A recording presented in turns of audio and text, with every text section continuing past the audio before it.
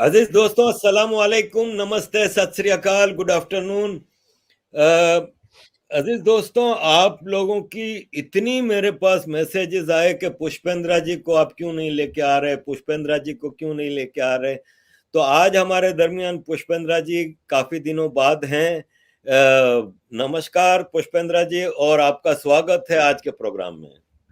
अरे भाई, बहुत बहुत शुक्रिया। इस बहाने हम लोगों की आमने सामने बातचीत हो जाती है, नहीं तो नहीं हो पाती। हम लोग तमाम ट्वीट से या व्हाट्सएप के माध्यम से ही बात करते हैं। अच्छा लगा आपके चेहरे पे मुझे जो है, जो बड़ी रौनक है इस वक्त। और हम दिल्ली वालों के लिए हम लोगों के मुंह पर बिना कुछ बुरा करे हुए कालिक पुती हुई है, इतना यहाँ पॉल्यूशन है।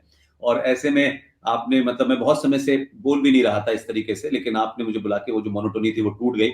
और आपका बहुत बहुत शुक्रिया। आप याद करते हैं, दिल से याद करते हैं। और आपके लिए कभी भी किसी वक्त की कोई ना तो लिमिटेशन है, और कभी भी आप बुला सकते हैं। मैं हमेशा हाजिर रहूंगा, क्योंकि आपसे बात करने में जो है ना, वो एक एक तरीके का जो होता है ना, कि किसी मुसलमान नाम से बात करने से पहले बहुत सोचना पड़ता है। आपके साथ वो इस किस्म के कोई जो है बैक ऑफ माइंड में नहीं रहता है, और इसलिए आप किसी भी मौजू पे बात करें, हम उस पर कोई मामला नहीं है।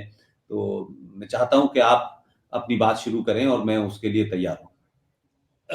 पुष्पेंद्र जी, आपको हम सब दिल से सुनते हैं, इसलिए कि आपकी बातों में हमें सीखने को बहुत मिलता है। और आपकी बात दिल को लगती है, क्योंकि आप फैक्ट्स को लेकर चलते हैं, आप हिस्टोरिकल क्रोनोलॉजी को सामने रख के बात करते हैं। मेरा आपसे सवाल है कि भारत इस वक्त सही दिशा में जा रहा है, क्योंकि तालिबान के टेक ओवर के बाद, अफगानिस्तान के टेक ओवर के बाद हमने देखा कि इस रीजन में, जैसे बांग्लादेश में, हमने देखा कि एक दुर्गा पूजा पे हिंदुओं के ऊपर अटैक हुए, और जो इस्लामिक एक्सट्रीमिज्म है वो इंस्पायर हो रहा था तालिबान से। तो आप समझते हैं कि भारत में कोई इस चीज का खतरा है, और क्या सही चीजें जा रही हैं? देखिए, तालिबान को लेकर के हिंदुस्तान में एक परसेप्शन तो यह है कि जो वेस्टर्न मीडिया बोलता है, जनरली उसकी बहुत सारी बात होती है। मेरा अपना मानना यह है कि देखिए, तालिबान के साथ भारत का एक ऐसा रिश्ता है, और खासतौर से लोगों को शायद कम पता होगा, जिसे हमारे यहाँ देवबंद स्कूल ऑफ थॉट कहते हैं, जो 1866 में बना। और 1866 में उस वक्त बना ये, जब 1857 का जो पहला आजादी का गदर माना जाता है या म्यूटनी माना जाता है, उसके उस वक्त जो हिंदुस्तान में जंग आजादी की जो चीजें चल रही थी, उसमें यह कहा गया कि साहब, ये जो मुसलमान है, ये कहीं इस लड़ाई में शामिल हो जाए, और शामिल होकर के ये अपनी पहचान भूल जाए, और हम क्यों लड़े, और हमारा तो एजेंडा यह है कि इसके लिए तो हिंदू लड़ ही रहे हैं। लिहाजा देवबंद स्कूल ऑफ थॉट बना, और सहारनपुर जो उत्तर प्रदेश में है, उसने इस नजरिए से इसको आगे रखा कि मुसलमान अपनी आइडेंटिटी इस फ्रीडम मूवमेंट के सिलसिले से जम न कर जाएं, कहीं वो हिंदुस्तानी जैसा न दिखने लगे और हिंदुओं के साथ मिक्स न हो जाए। उस आइडेंटिटी को डिस्टिंग करने के लिए ये 1857 में जो हुआ, और उसके बाद में फिर जो अंग्रेजों का जो एक तरीके से कह सकते हैं कि उनका जो एक अत्याचार शुरू हुआ, और मारपीट शुरू हुई, और पकड़ धकड़ शुरू हुई, उसके बाद ये हुआ कि साहब, मुसलमानों को भारत की जंगे आजादी में क्यों लड़ने की जरूरत है, हिंदू लड़ रहा है, और हम तो जब जरूरत होगी तब देखी जाएगी। तो 1866 में देवबंद स्कूल ऑफ खड़ा किया, और उसका पीछे सिर्फ मकसद ही यही था कि ये जो है, ये भारत की आजादी में हमें उस तरीके से शामिल नहीं होना है, और मुसलमान की जो एक अलग आइडेंटिटी है, उसको अलग रखना है।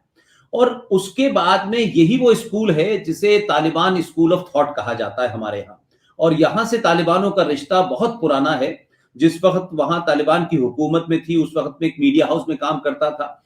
तो मुझे याद है कि इस महमूद मदनी साहब जो हैं, इनके वालिद साहब असद मदनी साहब, ये पाकिस्तान के जो आपका खैबर पख्तूनख्वा वाला जो इलाका है, उस बॉर्डर पे एक बहुत बड़ा इज्तिमा किया गया था, और उसमें तमाम अफगानी लीडर, तालिबान लीडर, ये तमाम सब शामिल थे। और मैंने जिस जिस मीडिया हाउस में काम करता था, मैंने उनसे कहा कि मेरे कॉन्टेक्ट हैं, मैं वहां जाके जाना चाहता हूं। और असद मदनी साहब ने मेरे लिए खत भी लिखा था कि ऐसे ऐसे ये आना चाहते हैं, और आप, लेकिन वो कुछ हमारे ऑफिस के मामलात ऐसे रहे कि मैं वहां नहीं जा पाया, और उस वक्त मुझे वीजा भी मिल गया था।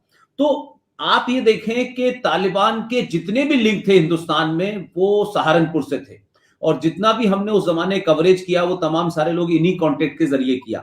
तो मैं ये मानता हूं कि उनकी जो भी सोच रही हो, लेकिन तालिबान हिंदुस्तान के कभी खिलाफ जाएंगे, ये मुझे इसमें शक है, क्योंकि वो लोग जिस पहचान की लड़ाई लड़ रहे हैं, वो पहचान की लड़ाई तो हमसे ज्यादा पाकिस्तान से है उनकी।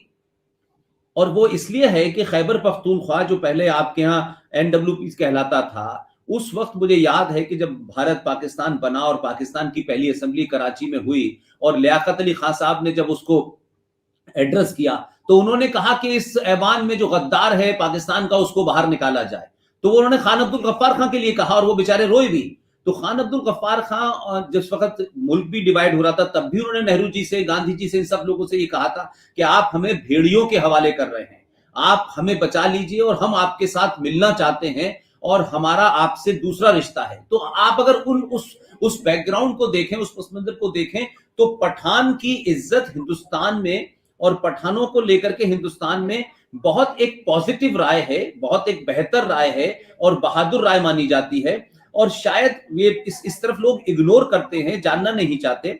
भारत की फिल्मों में अगर आरिफ भाई देखें, जितनी भी फिल्में हैं उसमें पठान का किरदार बहुत ही, जिसे कहना चाहिए कि बहुत ही उम्दा दिखाया जाता था कि पठान बहादुर होता है, सच्चा होता है, ईमानदार होता है, और वो किसी भी मजहब के आदमी की अगर वो गारंटी ले ले तो अपनी जान पे खेलकर उसे बचाता है। और आप हिंदी फिल्मों में पठान के कैरेक्टर देखें, कभी भी बहुत कोई हंसी मजाक में नहीं आया, एक हमेशा बहादुर के तौर पे आया। तो इस तरीके से हिंदुस्तान का रिश्ता उन पठानों के साथ बहुत पुराना है, और किसी ने आज तक ये नहीं पूछा कि ये पठान मुसलमान है या हिंदू है, कभी किसी ने नहीं पूछा। और आज भी जो लोग पेशावर से जब भाग के यहाँ आए, तो आप देखें कि पूरी पाकिस्तान, हमारी जो भारतीय फिल्म इंडस्ट्री है, उसमें एक बड़े से 2-3 बड़े खानदान जो वहां से आए थे पेशावर से, उनके बारे में किसी ने नहीं पूछा, इंक्लूडिंग यूसुफ साहब के बारे में किसी ने नहीं पूछा, दिलीप के बारे में किसी ने नहीं पूछा। भले ही उन्होंने अपना नाम रख लिया, लेकिन सब जानते थे वो मुसलमान है। तो चाहे वो राज कपूर की पूरी फैमिली हो, पृथ्वीराज कपूर की फैमिली हो, तो पठानों को लेके एक बड़ा पॉजिटिव हमारे मुल्क में वो है।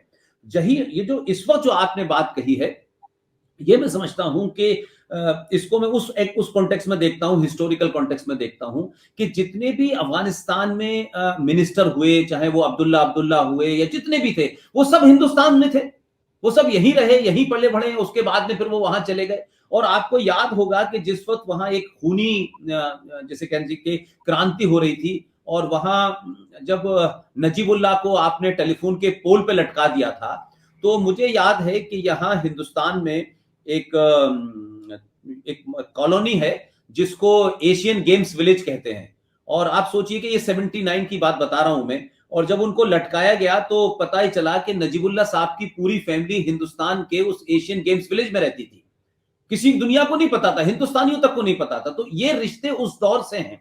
तो मैं समझता हूं कि आज के पस मंजर में जब हम देखते हैं, तो मुझे लगता है कि पाकिस्तान हो सकता है कि वो सिर्फ एक मुसलमान का जो उसे खफ्त सुबह से लेकर शाम तक हो गया है, वो हर मुसलमान को ये समझता है कि हर मुसलमान जो है वो गैर मुस्लिम के साथ उतनी ही नफरत करता है, हिंदू के साथ उतनी ही नफरत करता है, जितनी मुझे लगता है पाकिस्तान के पंजाबी मुसलमान के अंदर है। आप सिंध में चले जाइए, मुझे वो बात नजर नहीं आती। आप बलूचिस्तान में चले जाइए, वो बात मुझे नजर नहीं आती। आप खैबर खा में चले जाइए, लेकिन पंजाब के अंदर एक खास किस्म का तासुब है और एक सुपरिटी कॉम्प्लेक्स है, और सुपरिटी कॉम्प्लेक्स को वो इस्लाम से जोड़ते हैं। फिर उसके बाद तो वो किसी को भी मानने को तैयार नहीं है। लिहाजा आज के तालिबान से जो बैकरूम टॉक्स भी हमारे भारत की हो रही हैं, उसमें भी मैं समझता हूं कि पाकिस्तान को ज्यादा बड़ा खतरा है, पाकिस्तान के टूटने का ज्यादा बड़ा खतरा है। ये जो हम देखते हैं कि वहां जो मारपीट हो रही है, ये पूरा का पूरा पाकिस्तान की आईएसआई और जो उनकी एजेंसीज हैं, उनके जरिए उन अफगानों को इस तरीके से प्रोजेक्ट करने की कोशिश की जा रही है, तालिबान आने के बाद ये होगा और उसके बाद वो होगा। और कश्मीर में पिछले लंबे वक्त से, जब से ये हुकूमत आई है, तब से कश्मीर के अंदर कई चीजें बदली हैं। अब बदली हैं तो पाकिस्तान के पास अब जो है दहशतगर्द पैदा करके हिंदुस्तान भेजने की भी उसकी औकात नहीं रही है। लिहाजा उसको ये लगता था कि हम काफिर के नाम पे, हिंदू के नाम पे इन पठानों को बरगला लेंगे और इनका कश्मीर में इस्तेमाल करेंगे। और मुझे लगता है कि कश्मीर से ज्यादा पाकिस्तान के अंदर जो डर है, वो डूरेंट लाइन के खत्म होने का डर है। और शायद कहीं खैबर पख्तूनख्वा और चमन का जो पूरा बॉर्डर है, अगर वो बदला तो पाकिस्तान के लिए खतरा होगा। लिहाजा पाकिस्तान इस खतरे को डाइवर्ट करने के लिए भारत के खिलाफ ये तमाम सारी चीजें कह रहा है। लेकिन अगर वहां ये गवर्नमेंट सेटल भी हो जाती है, तो जिस तरीके से आज भी आप देखें कि भारत की हुकूमत ने वहां जो सबसे ज्यादा जो जिसे कह सकते हैं कि वहां खाने की कमी हो रही है, उस गेहूं की पेशकश की है। तो ये तो हम सब जानते हैं कि भाई अफगानिस्तान में तालिबान की वर्चस्व है, उनकी ताकत है। ऐसे में भी हम हिंदुस्तान गेहूं भेज रहा है। कोई आईएसआई, कोई भारत की खुफिया रॉ एजेंसी का वहां डायरेक्टर नहीं जा रहा, वहां आईबी का डायरेक्टर नहीं जा रहा, वहां कोई बदले की कार्रवाई नहीं हो रही है। लेकिन इन तमाम चीजों को ध्यान में रखते हुए मुझे लगता है कि थोड़ा सा डस्ट को सेटल होने दीजिए। ये जो पूरा मूवमेंट है, ये पाकिस्तान के लिए सरदर्द बनने वाला है, क्योंकि वो ये जानते हैं कि पाकिस्तान क्या करता रहा है और पाकिस्तान का क्या रोल रहा है। और पाकिस्तान तो वो मुल्क है जिसने अफगानिस्तान के अब उस एम्बेसडर को, जो उसके मुल्क में एक एम्बेसी के हैसियत में, एक सफीर की हैसियत रखता था, अमेरिका से चंद डॉलर लेकर के उसको निकाल के आपने उनको हवाले कर दिया। तो पाकिस्तान ने तो अमेरिका के सामने अफगानी लोगों को मारा, उनको पकड़वाया और बदले में डॉलर लिए।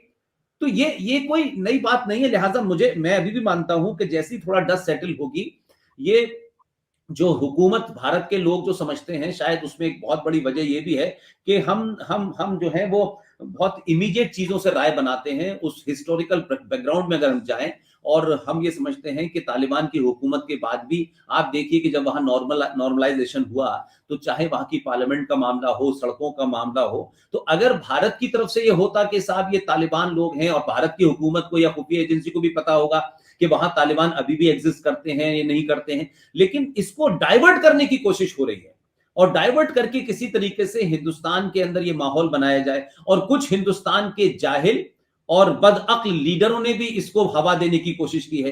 वो महबूबा मुफ्ती कहती है कि देखिए साहब, उन्होंने अमेरिका को बढ़ा दिया, नरेंद्र मोदी को भी इस तरफ होश के नाखून खाने चाहिए। तो इस तरीके की बातें करके कुछ लोग अपना दिल बहला सकते हैं, पॉलिटिकल बात कर सकते हैं। लेकिन मैं मानता हूं कि हमारे कल्चरल और हिस्टोरिकल रिलेशन, क्योंकि जो कंधार है उसको आपने नाम तो बदला हो, लेकिन हमारे रामायण का जो हिस्सा है कंधार जिसे आप कह रहे हैं, वो गंधारी जो थी वो उसके नाम से जाना जाता था। तो नाम बदलने से मिट्टी नहीं बदल जाती है, नाम बदल जाने से मकान का नंबर बदल सकता है, लेकिन मिट्टी की खुशबू नहीं बदल सकती है। यही मैं बात बार बार कह रहा हूं कि वो रूट्स जब पनपेंगी, वहां की जमीन के लोगों को तब पता चलेगा, या जैसे जैसे पता हो रहा है वैसे ही पाकिस्तान के लिए ये जो पूरा जो उन्होंने सान्या खड़ा किया है, ये उनको बर्दाश्त करना है। भारत की जो अप्रोच है वो बहुत एग्रेसिव नहीं है, बहुत जिसे कह सकते हैं कि एकदम बुलेट टू बुलेट नहीं है जो हम यहां समझते हैं। भारत की अप्रोच शायद उसी बैकग्राउंड में है, और जो भी टॉक्स भारत की सरकार कर रही है वो उसी बैकग्राउंड में कर रही है। और यही पाकिस्तान के लिए एक चिंता का या परेशानी का सबब है, जिसलिए इसको एक भारत वर्सेस तालिबान और तालिबान इस्लाम और भारत काफिर, ये कोशिश हो रही है जो मुमकिन नहीं लगती आरिफ भाई। बिल्कुल सही कहा। भारत में असल मसला है वो सो कॉल्ड लीडर्स जो हैं, कम्युनल लीडर्स, और जो नफरत फैलाते हैं।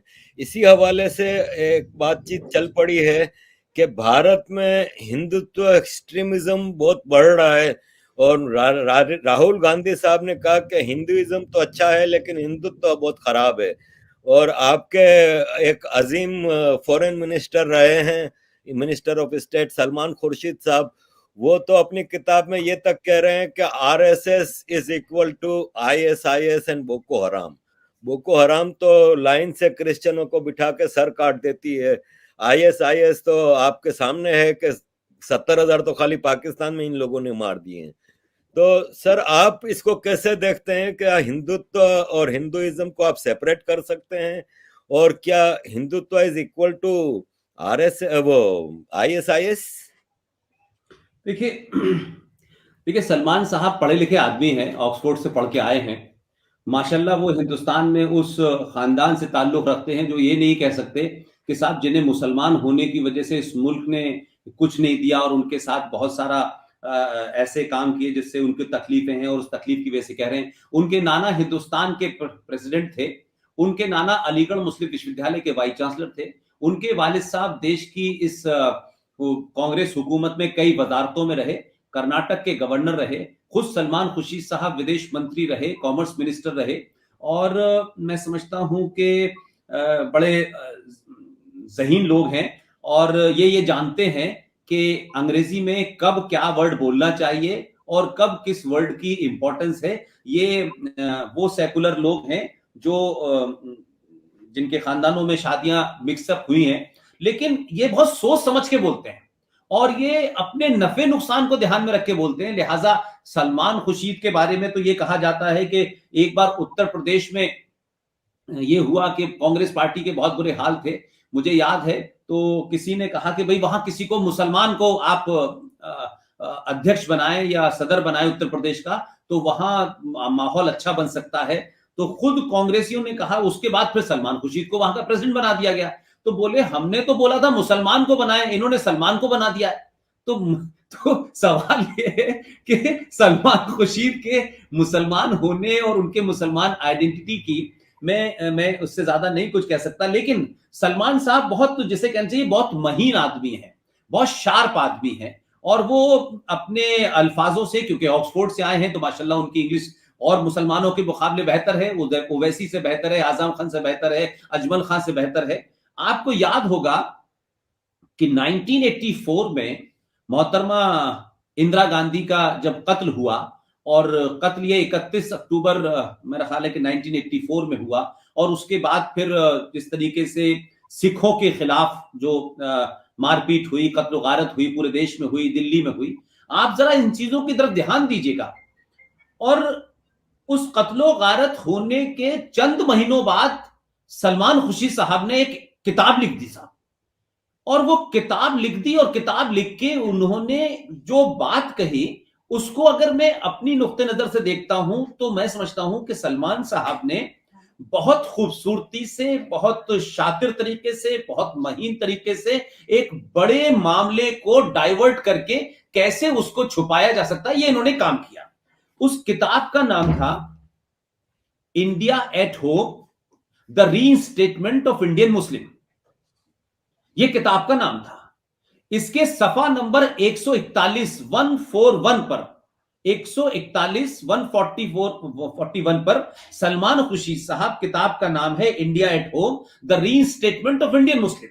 अब इसके सफा नंबर 141 पे वो फरमाते हैं, और ये किताब उनकी ऑलमोस्ट 85 के एंड में आ गई थी, और ये किताब आई और लोगों ने पढ़ ली और लोगों ने खत्म हो गई। मुझे उस वक्त से याद है कि उस किताब के जब वो उस पे लिख रहे हैं तो 144 141 नंबर पेज पर वो जो फरमाते हैं, वो ये फरमाते हैं, मैं तर्जुमा बताता हूं उन्होंने क्या फरमाया। उन्होंने कहा कि जिस वक्त दिल्ली में सिखों को हिंदू मार रहे थे, उस वक्त भारत का मुसलमान बहुत खुश था, बहुत मुतमईन था, बहुत सेटिस्फाई था। और फिर वो अपनी आगे की लाइन में लिखते हैं कि ये दोनों वो लोग हैं जिन्होंने 47 में मुसलमानों को मिलके मारा था, इसलिए ये लोग अब अपने पाप को भोग रहे हैं। ये उन्होंने 85 में इंदिरा गांधी के सानेहा के बाद लिखी।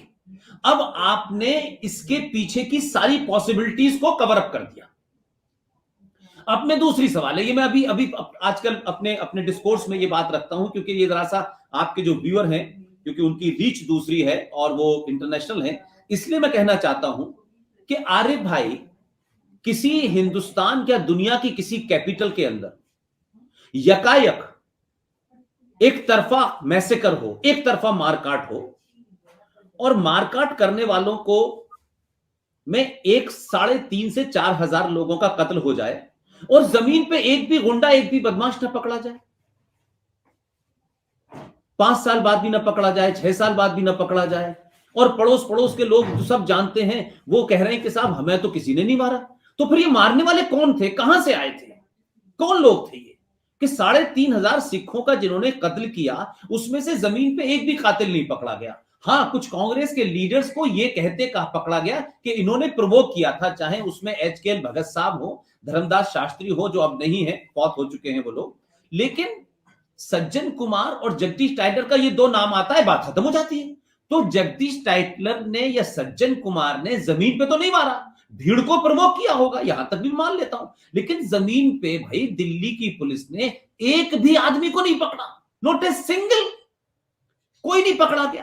तो मेरा चार्ज ये है, मैं ये मानता हूं कि कांग्रेस पार्टी के सिलसिले में जो मुसलमानों ने खिदमात, जो जामा मस्जिद के इमाम साहब की देखरेख में जो जो जो वहां भीड़ थी, जो वो खुद नहीं आए, ये जो मारकाट करने वाली जो फौज आपने दिल्ली में चलाई पूरी, उसमें से किसी सिख ने, वो कहता है कि हमारी समझ में नहीं आ रहा ये कौन लोग हैं जो मारने आए हैं, कहां से आए हैं, जो जिंदा हैं, आज भी जीवित हैं।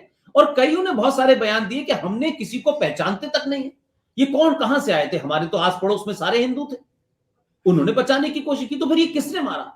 मेरा चार्ज ये है कि 1984 में जब इंदिरा गांधी का कत्ल हुआ तो बाकायदा 3 मूर्ति में एक मीटिंग हुई और मीटिंग के बाद यह कहा गया कि हिंदुओं के सिंबल को इन सिखों ने मारा है, हमें इनको सबक सिखाना है। और उसके बाद बहुत ऑर्गेनाइज तरीके से वो भीड़ बाहर से लाई जाती है और उस भीड़ के माध्यम से ये काम होता है और पुलिस उसे होने देती है और उसके बाद समाप्त हो जाता है। और फिर उसके बाद इंदिरा गांधी की लाश को हिंदू सिंबल को समाप्त करने वाली, खत्म करने वाली एक हिंदू और सिखों के बीच में एक दीवार खड़ी की जाती है। और फिर जनाब इलेक्शन लड़ते हैं और इंदिरा गांधी की लाश के ऊपर उन्हें हिंदुस्तान की पार्लियामेंट में 412 सीटें मिलती हैं आउट ऑफ 543। और उसी वक्त भारतीय जनता पार्टी, उसको मैं बार बार तंज में भी कहता हूं, मजाक में भी कहता हूं, उस वक्त ये पार्टी एक फूल दो माली थी पार्लियामेंट के अंदर। तो आप सोचिए कि ये पूरा आया और जो लोग भी इर्द गिर्द थे वो तमाम सारे लोग आज उसमें से ज्यादा, चाहे अरुण नेहरू हो, अरुण सिंह हो, दूसरे तमाम सारे लोग जा चुके हैं। ये कौन लोग थे जिन्होंने ये सब काम किया और किस तरह से उनको राजीव गांधी को प्रोजेक्ट करवाया गया और फिर उसके बाद उनको खड़ा कर दिया गया हिंदुस्तान के नेशनल चैनल के ऊपर। और वो हमारे यहाँ हमारे जो सनातनी संस्कार है, जो रस्म है, जो कस्टम है, उसमें एक धागा पहनाया जाता है बचपन में, जब बच्चा 7-8 साल का हो जाता है, उसे हम लोग जनेऊ संस्कार भी कहते हैं, उसको जनेऊ संस्कार भी कहते हैं। और वो किसी खास के लिए नहीं था कि साहब वो ब्राह्मणों में ही होगा, ठाकुरों में होगा, वो सबके लिए होता था। आप पहली बार एक शख्स जो लंबे समय तक एक पायलट रहते हुए विदेश में रहा और 1968 में उसकी शादी हुई और उसके बाद में वो आदमी भारत का प्रधानमंत्री बनता है और 1984 में नेशनल चैनल के ऊपर आके खड़ा होता है और वो अपना जनेऊ अपने कुर्ते के ऊपर पहनता है। तो ये समझ नहीं आया कि राजीव गांधी को उस जनेऊ को, वो क्लिप अवेलेबल है, that is available on YouTube. मैंने भी एक प्रोग्राम करा था, उसमें वो मैंने डाली हुई है ताकि लोग, अब जनेऊ को ऊपर पहना करके क्या मैसेज वो लोग देना चाहते थे जिन्होंने राजीव गांधी को खड़ा करके प्रधानमंत्री बनाया, जिस आदमी को सिर्फ हवाई जहाज चलाने की ट्रेनिंग थी। मेरा कहना यह है कि उसमें जो मुसलमान शामिल थे जिन्हें हायर किया गया था मारने के लिए, सलमान खुर्शीद ने इस खाई को बढ़ाते हुए ये स्टेटमेंट ने, ये किताब जारी की और उसके बाद वो लिख के चले गए। अब सलमान खुर्शीद साहब ने उस वक्त, जब कांग्रेस पार्टी बहुत बुरे हालात से गुजर रही है और कांग्रेस पार्टी के अंदर यही तय नहीं हो पा रहा है कि असली कांग्रेस कौन सी है, कांग्रेस पार्टी एक बार टूट चुकी है, हम जानते हैं, सोनिया गांधी के खिलाफ एनडी तिवारी साहब, मरहूम अर्जुन सिंह साहब, और उसमें एक तीसरे आदमी थे जो जिंदा हैं जिनका नाम कुंवर नटवर सिंह था, उन्होंने कांग्रेस तिवारी बनाई थी, सोनिया गांधी के खिलाफ बनी थी और काफी उसमें हंगामा हुआ, सॉरी नरसिम्हा राव के खिलाफ बनी थी। तो कांग्रेस टूटती रही है, कांग्रेस एस बनी, कांग्रेस जे बनी, तो कांग्रेस के बनी, तो ये टूटती रही है। आज की स्थिति यह है कि कांग्रेस टूट ही नहीं रही है, लेकिन कांग्रेस एक कपिल सिब्बल की है, एक मनीष तिवारी की है, एक सलमान खुर्शीद की है, एक आपके गुलाम नबी आजाद की है। तो इस वक्त कांग्रेस के अंदर एक वैक्यूम है और वैक्यूम इसलिए है कि कांग्रेस पार्टी जिन वजह से हुकूमत में आती थी वो वजह अब नहीं मिल पा रही उनको, और वो वजह ये थी कि अगर आप पूरा इनका ग्राफ उठा के देखें इस गांधी परिवार का, जब नेहरू जी की मौत हुई तो उससे पहले ये होने लगा था who after Indira, who after Nehru.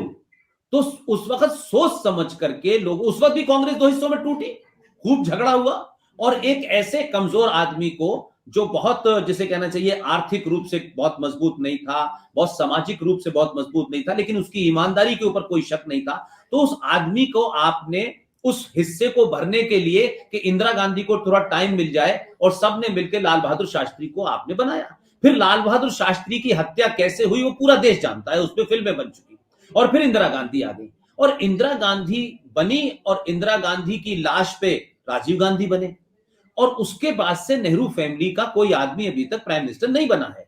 और जो बना भी, आपने देखा होगा 2000 में इंदिरा अटल जी के जाने के बाद वो किस तरीके के प्रधानमंत्री थे, और प्रधानमंत्री असली कौन था, और वो कैसे चलाया जा रहा था। लेकिन अब सवाल यह है कि नेहरू परिवार में या इंदिरा परिवार में किसी आदमी को, जब तक इस परिवार का कोई आदमी शहीद न हो तब तक बदले में कुर्सी नहीं मिलने वाली, क्योंकि ये इनके यहां शहादत लेने और देने के साथ ही कुर्सी मिलती है, उसके अलावा क्योंकि गट्स नहीं है। अगर राजीव गांधी बहुत ईमानदार थे, बहुत हाई कंप्यूटर युग के थे, तो फिर राजीव गांधी को इतना बड़ा मैंडेट मिला, राजीव गांधी के पास कोई बैकलॉग नहीं था, फिर राजीव गांधी को बाबरी मस्जिद के दरवाजे क्यों खुलवाने पड़े, क्यों उन्होंने हिंदू कार्ड खेला, और उसके बावजूद भी वो हुकूमत में तो नहीं आए उसके बाद।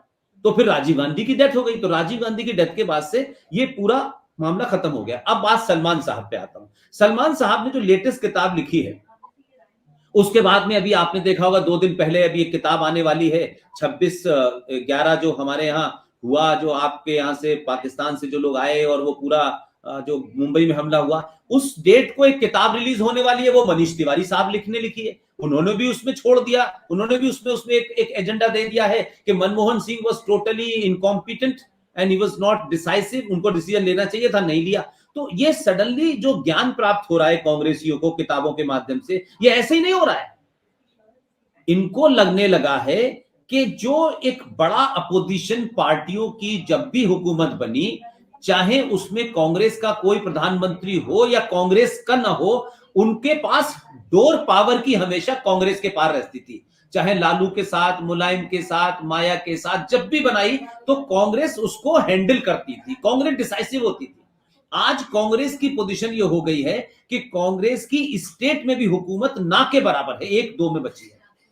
तो आज कांग्रेस के पास वो ताकत नहीं है, वो पावर नहीं है, लिहाजा आज कांग्रेस के अंदर वही स्थिति होने वाली है कि ये पता ही नहीं था कि एक अपोजिशन पार्टी का एक लीडर आएगा और वो कांग्रेस के अंदाज में पूरे देश के अंदर छा जाएगा, और उसका करिश्मा ये होगा कि वो अपने नाम से चुनाव जिताएगा। और लगातार 2 बार जिताया, एक बार 283 सीट मिली, एक बार 303 सीट मिली।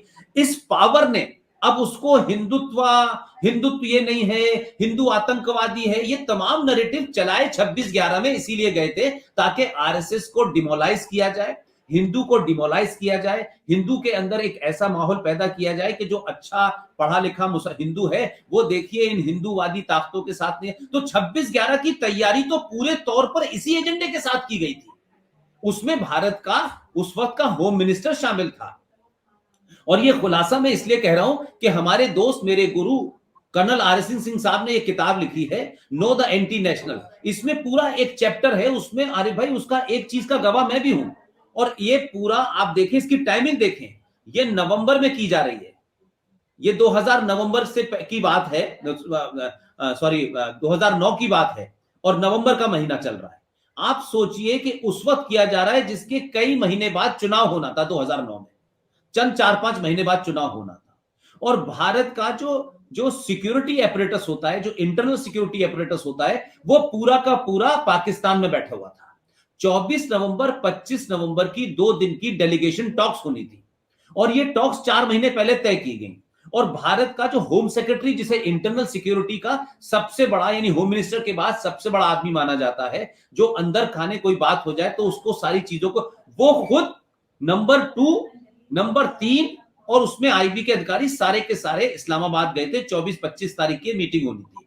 25 तारीख की शाम को इस्लामाबाद के जो भी मेजबान थे, उन्होंने इस डेलीगेशन से कहा कि देखिए आप यहां आए हैं, हम चाहते हैं कि हमारी मेहमान नवाजी का आप लुत्फ लीजिए, और हम आपको चाहते हैं कि एक रात और आप यहां रुकें, और आप इस्लामाबाद से ऊपर 35 किलोमीटर जो मली है, हम आपको चाहते हैं कि आप वहां जाएं। और उस वक्त आप ध्यान दीजिएगा कि उस वक्त वहां पर जाने के बाद कम्युनिकेशन ब्लॉक हो जाता है, वहां वो इतने ऊपर है आपका, पूरा का पूरा डेलीगेशन आपका मरी में बैठा हुआ था भारत का। और भारत की उस डेलीगेशन में एक शख्स जिसको कुछ ठीक नहीं लग रहा था, उसने भारत आने की कोशिश की। उसे रोका गया। फाइनली उसने रात में कहा कि मेरे घर में बहुत बुरे हाल हैं, मुझे जाना है, मेरी तबीयत खराब हो रही। तब उसको आपने बाघा बॉर्डर से आने दिया और वो शख्स भारत आ गया। और उसी वक्त, जिस वक्त पाकिस्तान के इस्लामाबाद से 15-35 किलोमीटर ऊपर हमारा भारत का पूरा वॉर रूम बैठा हुआ था, उसी दिन 26/11 के दिन रात के वक्त 8:15 बजे भारत के वक्त के हिसाब से भारत के अंदर पाकिस्तान का उस वक्त का और इस वक्त का एक ही फॉरेन मिनिस्टर है, जिसे आप शाह मोहम्मद कुरैशी कहते हैं। ये दिल्ली के अंदर मेरिडियन होटल के पास में महिलाओं खवातीनों का एक प्रेस क्लब है, उसमें बैठे हुए थे जनाब। तो आप सोचिए कि 26/11 का सानिहा हो रहा है, पाकिस्तान का फॉरेन मिनिस्टर यहां बैठा हुआ है और भारत का इंटरनल सिक्योरिटी का सारा एपरेटस मरी में बैठा हुआ है।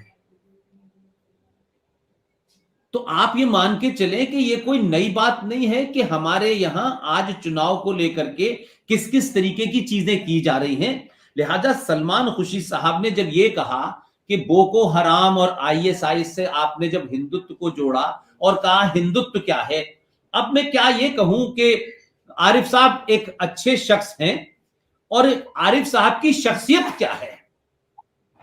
तो ये जो शख्सियत है, ये व्यक्तित्व की बात होती है। जैसे मैं कहूं कि एक मैं मनुष्य हूं और मेरा क्या व्यक्तित्व है, हिंदू कौन है और हिंदुत्व क्या है या नहीं, ये दो चीजें अलग अलग नहीं है, लेकिन इनके रूप क्या हैं। तो मैं उसको बहुत अपनी सरल भाषा में, आसान भाषा में समझाना चाहता हूं कि भगवान कृष्ण जब बांसुरी बजा रहे थे, भगवान कृष्ण जब लीला करते थे, तो भगवान कृष्ण हिंदू थे। लेकिन भगवान कृष्ण जब बांसुरी हटा करके सुदर्शन चक्र लेकर के अर्जुन को अधर्मियों से युद्ध करने के लिए ललकार रहे थे, वो हिंदुत्व था। इसलिए भगवान राम के मंदिर में मोदी का जाना, उसकी फाउंडेशन स्टोन में वहां जाकर के पूजा करना, यह हिंदू का कर्तव्य था।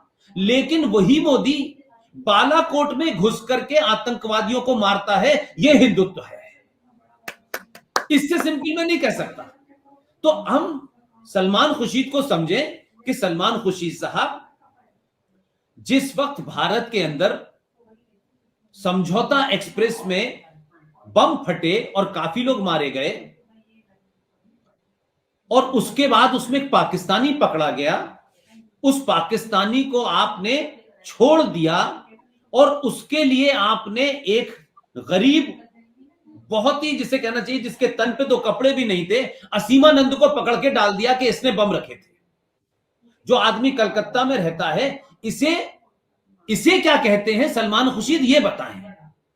इसे बताएं सलमान खुर्शीद कि 26/11 क्या था। और 26/11 के बाद फिर एक आदमी ने किताब लिखी उर्दू में, उर्दू जर्नलिस्ट था वो, महेश भट्ट उसमें शामिल थे, दिग्विजय उसमें शामिल थे, कृपाशंकर उसमें शामिल थे और महमूद मदनी उसमें शामिल थे। तो आप हिंदू की परिभाषा और हिंदू की डेफिनेशन और हिंदुत्व की डेफिनेशन से ज्यादा ये बताएं कि आप कौन से इस्लाम की बात कर रहे हैं। आप इस्लाम की बताएं कि इस्लाम क्या है और मुसलमान क्या है। इस्लाम मोहम्मद साहब हैं, तो फिर अली की गर्दन काटने वाला कौन था? फातिमा की हत्या करने वाला कौन था? शाम की गलियों में प्रॉफिट मोहम्मद के खानदान की औरतों की बेरूदगी करके, उनको बेपर्दा करके नेजों पे उनके कत्ले चलाने वाला कौन था? वो कौन सा इस्लाम था, वो कौन सा मुसलमान था, ये बताएं। अगर ये वो बता पाएंगे तब वो हिंदुत्व को समझेंगे। हिंदुत्व को गाली देना इसलिए आसान है, हिंदुत्व की परिभाषा डेफिनेशन बताना इस मुल्क में इसलिए आसान है कि हमारे यहां लोग रिएक्ट नहीं करते और हम से उम्मीद करते हैं कि जैसे मुसलमान, प्रॉफिट मोहम्मद का कार्टून डेनमार्क में किसी ने बनाया, कोई बना दिया, लेकिन हिंदुस्तान में आग लगाने का क्या मतलब है? क्या आप हिंदुस्तान के उस हिंदू से जिसकी नसों के अंदर, जिसके खून के अंदर किसी को कत्ल करने मारने की कहीं इजाजत नहीं दी गई है, कहीं नहीं दी गई है, लेकिन आप चाहते हैं कि वो मुसलमान की तरह बिहेव करने लगे। आप उसे फोर्स कर रहे हैं, रोज गाली देते हैं, रोज कोई भगवान राम को गाली देता है, कोई मां को गाली देता है, कोई सीता के बारे में अशब्द इस्तेमाल करता है। लेकिन अगर हिंदू और सनातनी उस पर रिएक्ट नहीं कर रहा है तो कुछ लोगों को ये गलतफहमी नहीं होनी चाहिए। हिंदुओं ने अब तक कृष्ण का वही रूप देखा है कि वो बांसुरी बजाते थे। हिंदुओं ने भगवान राम का वही रूप देखा है कि एक मां के कहने से सन्यास ले लिया, चले गए। लेकिन हिंदुओं ने वो रूप नहीं देखा है कि वही मर्यादा पुरुषोत्तम राम जब गए, जब उनको सन्यास हुआ और जब घर से जा रहे थे तो उस रास्ते में हजारों राजाओं के महल थे, वो किसी से भी मदद ले सकते थे। लेकिन वो जब गए तो धनुष बाण लेके गए।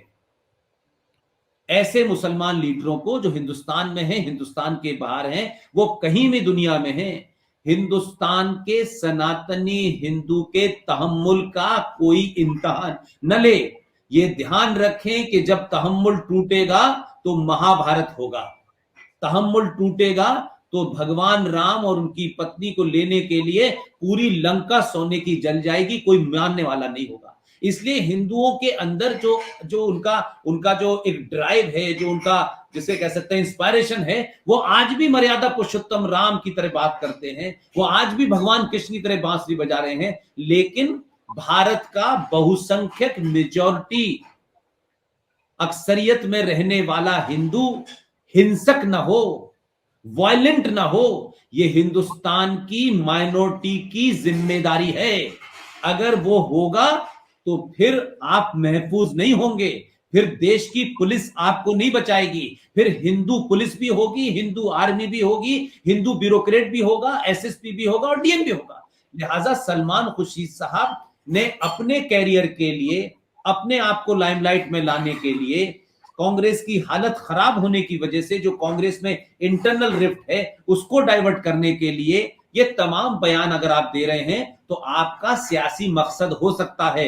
लेकिन हिंदुस्तान का मुसलमान आपको हिंदुस्तान का हिंदू आपको मुसलमान मानता है। इसलिए कोई भी ऐसा बयान आप न दें कि हिंदुस्तान का आम हिंदू भी आप जैसे पढ़े लिखे लोगों को, जिनके दादा, जिनके नाना प्रेसिडेंट, जिसके बाप इस देश के गवर्नर और सफारत में रहे हो, इतने सारी उनको वजारतें रही हो, उसके बावजूद भी अगर आपकी ये भाषा है तो फिर असदुद्दीन ओवैसी और आजम खान और अजमल खान से हम वो तवक्को नहीं कर सकते कि इनको हम समझा सकते हैं। वो तो पैदाइशी जाहिल हैं, वो पैदाइशी इश्तियाल अंगेज तकरीर हैं, वो पैदाइशी दंगा कराने वाले लोग हैं। इसलिए मैं बात मानता हूं कि उन्होंने जो बयान दिया है और उसमें जो बहस छिड़ी है वो बहस बेमानी है, उसका कोई मतलब नहीं है। ये 2021 का भारत है।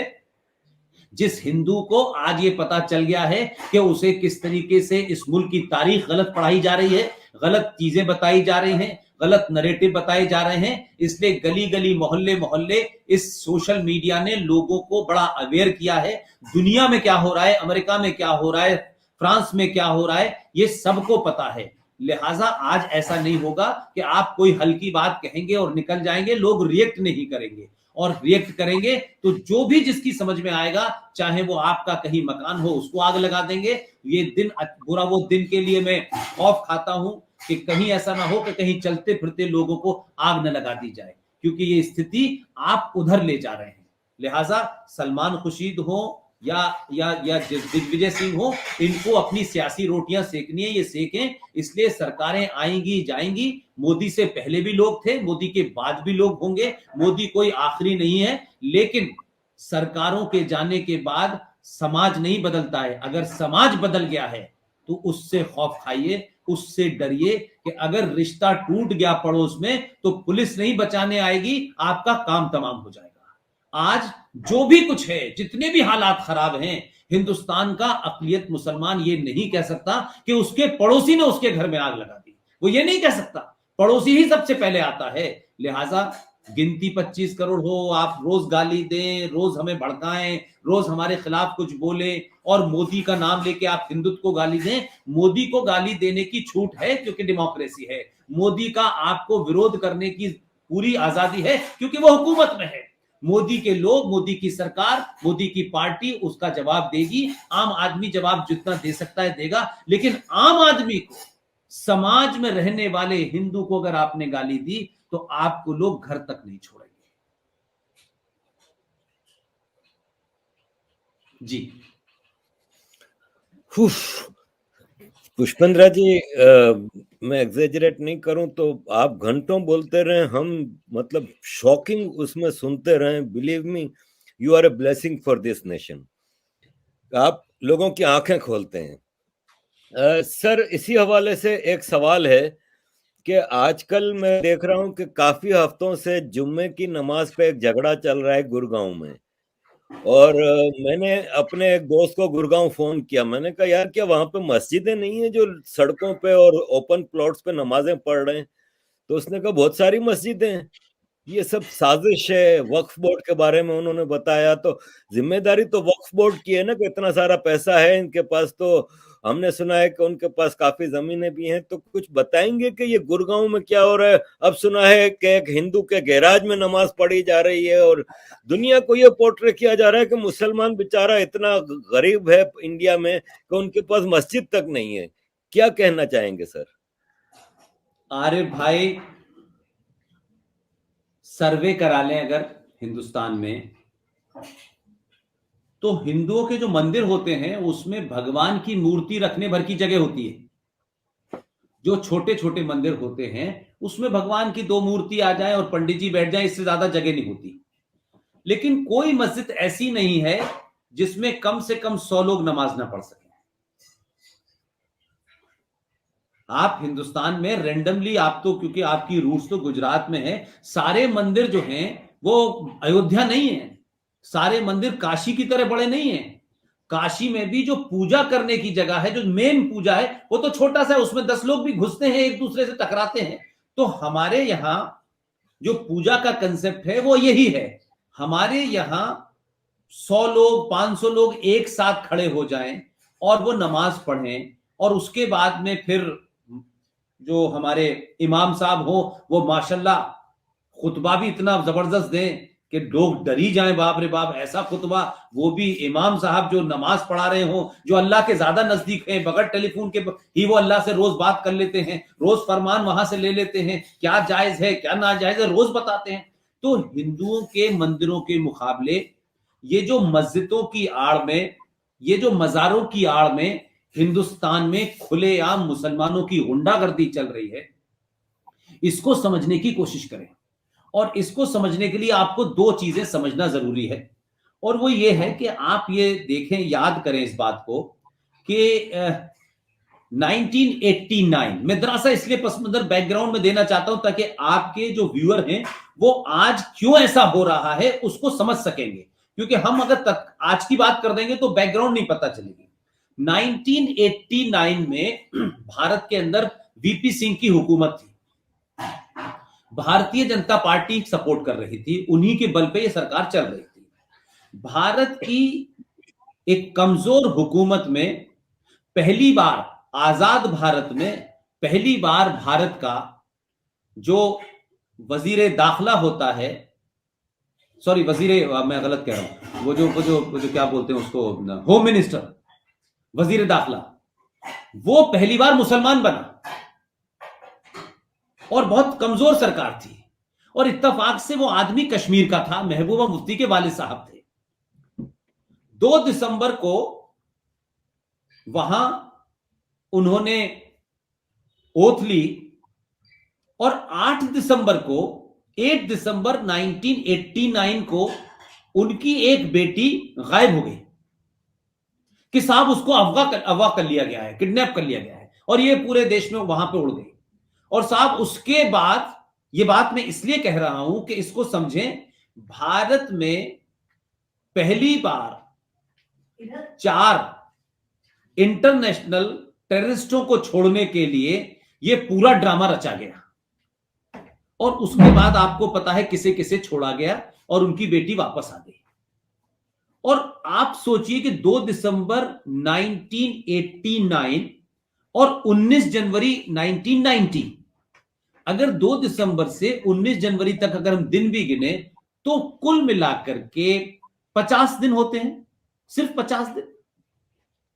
और जम्मू कश्मीर में लेफ्टिनेंट गवर्नर का रोल था, वहां जगमोहन लेफ्टिनेंट गवर्नर थे, और लेफ्टिनेंट गवर्नर को रिपोर्ट करना होता है, लेफ्टिनेंट गवर्नर होम मिनिस्ट्री से चलता है। He has to report the home minister, he has to take the order from the home minister. तो ये एक अजब वो था कि जगमोहन जो कि बहुत ही अपराइट ऑफिसर थे, यहां ब्यूरोक्रेट भी थे, दिल्ली में डीडीए के चेयरमैन भी रहे, बाद में फिर वो अटल जी की सरकार में मंत्री भी रहे। जगमोहन को कंप्लीट इंस्ट्रक्शन था, डोंट मूव, कीप क्वाइट, जो हो रहा है उसमें आपको दखल, सारों उसकी पावर सीज कर दी। और 19 जनवरी 1990 को दुनिया में जो देश में एक राज्य है, एक स्टेट है जहां मुसलमानों की अक्सरियत है, उसके सूबे का होम मिनिस्टर बनता है और वहां जो लेफ्टिनेंट गवर्नर है उसकी पावर सीज कर दी जाती है, और आप प्लान करके 2500 हिंदू कश्मीरी पंडितों का कत्लेआम कराते हैं। 5 लाख कश्मीरी हिंदू पंडित अपने आबो आदात की जमीन छोड़कर, जो कई सालों से, कई सदियों से रह रहे थे, वो हिंदुस्तान में माइग्रेंट बन जाते हैं। और इस्तीफा नहीं देता वो आदमी, इस्तीफा नहीं देता। और वही वीपी सिंह प्रॉफिट मोहम्मद के पैदाइश के दिन को भारत में छुट्टी की ऐलान करते हैं। तो वीपी सिंह की सरकार किसके दबाव में बनी थी? कौन वो इंटरनेशनल ताकतें थी कि आपने प्रॉफिट मोहम्मद के मानने वाले, जहां वो पैदा हुए, वहां भी हमने नहीं सुना कि उनकी पैदाइश के दिन कोई सरकार ने छुट्टी घोषित की हो। पाकिस्तान में होती है, बांग्लादेश में होती है, कब होती है, लेकिन हमारे यहां वो इंदिरा गांधी की बर्थडे हो, वो नेहरू जी की बर्थडे हो, वो किसी की बर्थडे हो, उसी अंदाज में बाकायदा यहां एक छुट्टी घोषित की गई कि प्रॉफिट मोहम्मद के दिन हमारे यहां छुट्टी रहेगी। क्या इससे पहले प्रॉफिट मोहम्मद के बारे में जो मुसलमान शबरात से लेके जो सब कुछ करते हैं वो पहले नहीं हो रहा था? लेकिन उसी सरकार में मुफ्ती मोहम्मद सईद के होते हुए ये हुआ मामला, और उसके बाद में फिर बात खत्म हो गई। 90 का दौर था, और आप सोचिए कि फिर वो सरकार चली गई, और उसके बाद फिर 1991 में पीवी नरसिम्हा राव की सरकार आई, और पीवी नरसिम्हा राव की सरकार जिन हालात में आई वो आप समझ सकते हैं। उससे सोनिया गांधी बहुत खुश नहीं थी, लेकिन वो ये समझती थी कि एक कमजोर आदमी, क्योंकि उनका हार्ट का ऑपरेशन हुआ था, उनको अगर हम बना देंगे तो इन द मीन टाइम हमारा बेटा कुछ चलना फिरना सीख जाएगा, और उनको आपने प्रधानमंत्री बनाया। अब यहां से कहानी शुरू होती है, जो बात आज आपने पूछी है उसका क्या रिलेवेंस है। 1991 में अयोध्या का मूवमेंट बड़े पीक पर था। अडवाणी जी पूरी यात्रा लेके जा चुके थे, और तमाम तरफ पूरे मुल्क के अंदर एक माहौल बना हुआ था। और आप देखिए कि बिना किसी को बताए उस वक्त अयोध्या के मामले पे नरसिम्हा राव ने इस तरीके का एक प्रस्ताव रखा और कहा कि देखिए साहब, ये जो कंट्रोवर्सीज हैं ये तो बहुत सारी हैं, 30,000 मंदिरों पर किले में हिंदुओं का, तो इससे कैसे हम निजात पाए। उन्होंने एक कानून बना दिया, प्लेसेस ऑफ वर्शिप एक्ट 1991 के नाम से उसे जाना जाता है। इसको कोई नहीं जानता, बहुत कम लोग इसके बारे में जानते हैं, और हमारे जो और भी लोग हैं जो अपने आप को बहुत ज्यादा क्लेम करते हैं, वो लोग भी इस चुप्पी में शामिल हैं, और वो संगठन भी इस चुप्पी में शामिल हैं कि उनको बात बता देनी चाहिए थी, इससे किसी का नुकसान नहीं होना था। तो 1991 प्लेसेस ऑफ वर्शिप एक्ट में यह कहा गया कि अयोध्या को छोड़ करके जो 30,000 मंदिर हैं, जिसमें मथुरा भी है, जिसमें काशी भी है, इनकी स्टेटस इसको रहेगा जो 15 अगस्त 1947 को था। जो 15 अगस्त 1947 को एज इट इज सिचुएशन थी वही अब रहेगी। इसके ऊपर न कोई दखल दे सकता है, न सुप्रीम कोर्ट इसमें किसी पिटीशन को एंटरटेन कर सकता है। आप समझे मेरी बात को? अब आप सोचिए कि प्लेसेस ऑफ वर्शिप एक्ट के तहत हिंदुओं का जो 30,000 मंदिर थे, उन मंदिरों में आज 90% पे कहीं तोड़ के मस्जिद बनाई है, कहीं मजार बनाई है, कहीं वो एक तरीके से उसमें कहीं ना कहीं मिक्स कर दिया गया है। जैसे काशी के अंदर किया है कि वहां उठा करके भगवान जो नंदी है उसके सामने जो वहां शिव भगवान थे उन्हें उठा के अदर रख दिया है और उनके सामने मस्जिद बना दी। इसी तरीके का स्थिति उन 30,000 से ज्यादा मंदिरों में है। अब ये प्लेसेस ऑफ वर्शिप एक्ट पास हो गया। अब आप सोचिए कि ये कीमत किसकी ली? ये 85 में जिन लोगों ने सिखों के कत्लेआम में बढ़ चढ़ के हिस्सा लिया, उन्होंने कांग्रेस को ब्लैकमेल किया। उसमें सलमान खुर्शीद जैसे लोग, गुलाम नबी आजाद जैसे लोग, ये सब शामिल थे। और कहा कि मुसलमान बहुत गुस्से में है कि आपने इतना सब कुछ किया और अयोध्या के मूवमेंट में मंदिर के दरवाजे खुलवा दिए नरसिम्हा राव ने, आपने हमें क्या दिया? तो बदले में ये प्लेसेस ऑफ वर्शिप एक्ट मुसलमानों को दे दिया गया, जिससे इस पे हिंदुओं का जो राइट है वो समाप्त हो जाए और हिंदू इनकी कोई कानूनी लड़ाई न लड़ सके, और ये करके चले गए। लेकिन इसके पीछे की कहानी एक और है जो 85-86 में हुई है। जब भारत और पाकिस्तान बटा तो उस वक्त जो हिंदुस्तान से मुसलमान, जिन्हें पाकिस्तान का बड़ा चाह थी, जो ये समझते थे कि वो यहां से जाएंगे तो सभी गवर्नर और कलेक्टर हो जाएंगे, तो यहां जो मुसलमानों के मकान खाली पड़े थे उसको नेहरू जी की हुकूमत ने कहा कि हिंदू जो पाकिस्तान से आए हैं आप इनमें रह लें, उसमें इजाजत दे दी रहने के लिए। और वो हिंदू राजस्थान, हरियाणा, पंजाब और दिल्ली में थे। लेकिन मुसलमानों ने क्या किया साहब? सबसे पहले राजीव गांधी से डिमांड की कि आप ये काम करें कि ये जितने भी मुसलमानों की प्रॉपर्टीज हैं हिंदुस्तान में, करोड़ों अरबों खरबों की प्रॉपर्टी है, इसको आप वक्फ प्रॉपर्टी अनाउंस कर दें। और उन्होंने वक्फ प्रॉपर्टी अनाउंस कर दी। तो एक ही रात में अरबों खरबों की प्रॉपर्टी, बिल्डिंगें हो गई। और आज जो लोग 1 रुपए या 50 पैसे में हिंदू रहते थे, आज 50-50 हजार, 1-1 लाख रुपए देने के लिए मजबूर हैं और मकान खाली कर दिए। तो आपने यहां के मुसलमानों को, आपने रातों रात उससे हिंदुओं को बेदखल किया और वक्फ बोर्ड को आपने वो जमीन दे दी। फिर 91 में ये दिया, फिर 91 में 92 हो गया, बाबरी मस्जिद का सान्या सबको पता है। तो क्या किया गया कि मुसलमानों को खुश करने के लिए रातों रात ये फैसला हुआ कि मुसलमानों को कैसे खुश करें, क्योंकि मुसलमान तो इस देश का खुद होता ही नहीं है। तो क्या किया गया कि एक साहब जो मक्का में 1888 में पैदा हुए थे, 1902 में भारत आए थे, न किसी मदरसे गए, न स्कूल गए, न यूनिवर्सिटी गए, न कॉलेज गए, लेकिन भारत के पहले एजुकेशन मिनिस्टर बने, मौलाना अबुल कलाम आजाद। वो 1958 में उनकी मौत हो गई। आपने कहा कि मुसलमानों को अपीज करना है क्योंकि बाबरी मस्जिद टूट गई है, तो आपने रातों रात मौलाना अबुल कलाम आजाद को हिंदुस्तान का जो सबसे बड़ा सिविलियन अवार्ड है भारत ने दे दिया। मुसलमानों ने कहा हमें इससे क्या फर्क पड़ता है, इस भारत से हमें क्या लेना देना, हमें तो कुछ और चाहिए। तो फिर क्या हुआ, यहां से समझते समझते आप मेरी बात को समझेंगे। फिर मुसलमानों ने दबाव बनाया और दबाव बना करके ये कहा कि नरसिम्हा राव तो बहुत क्लोज है बीजेपी के, ये तो धोती के नीचे नेकर पहनते हैं और ये तो बहुत हिंदूवादी आदमी है। और उसी के दबाव में करते हुए 1993 में भारत के आईन की धज्जियां उड़ाते हुए, भारत के कॉन्स्टिट्यूशन को रौंदते हुए, जिसमें यह साफ साफ लिखा है कि किसी को भी मजहब के नाम से रिजर्वेशन नहीं मिलेगा। आपने भारत के आईन की धज्जियां उड़ाई। रातों रात भारत की सरकार ने एक ऑर्डिनेंस जारी कर दिया कि हिंदुस्तान में 5 मजहब के मानने वाले माइनॉरिटी में है, और आपने उसके बाद में उस ऑर्डिनेंस को पास करा करके नेशनल कमीशन फॉर माइनॉरिटीज बना दिया। अब ये इसलिए किया कि अगर मुसलमानों को सिंगल आउट करते तो फंस जाते।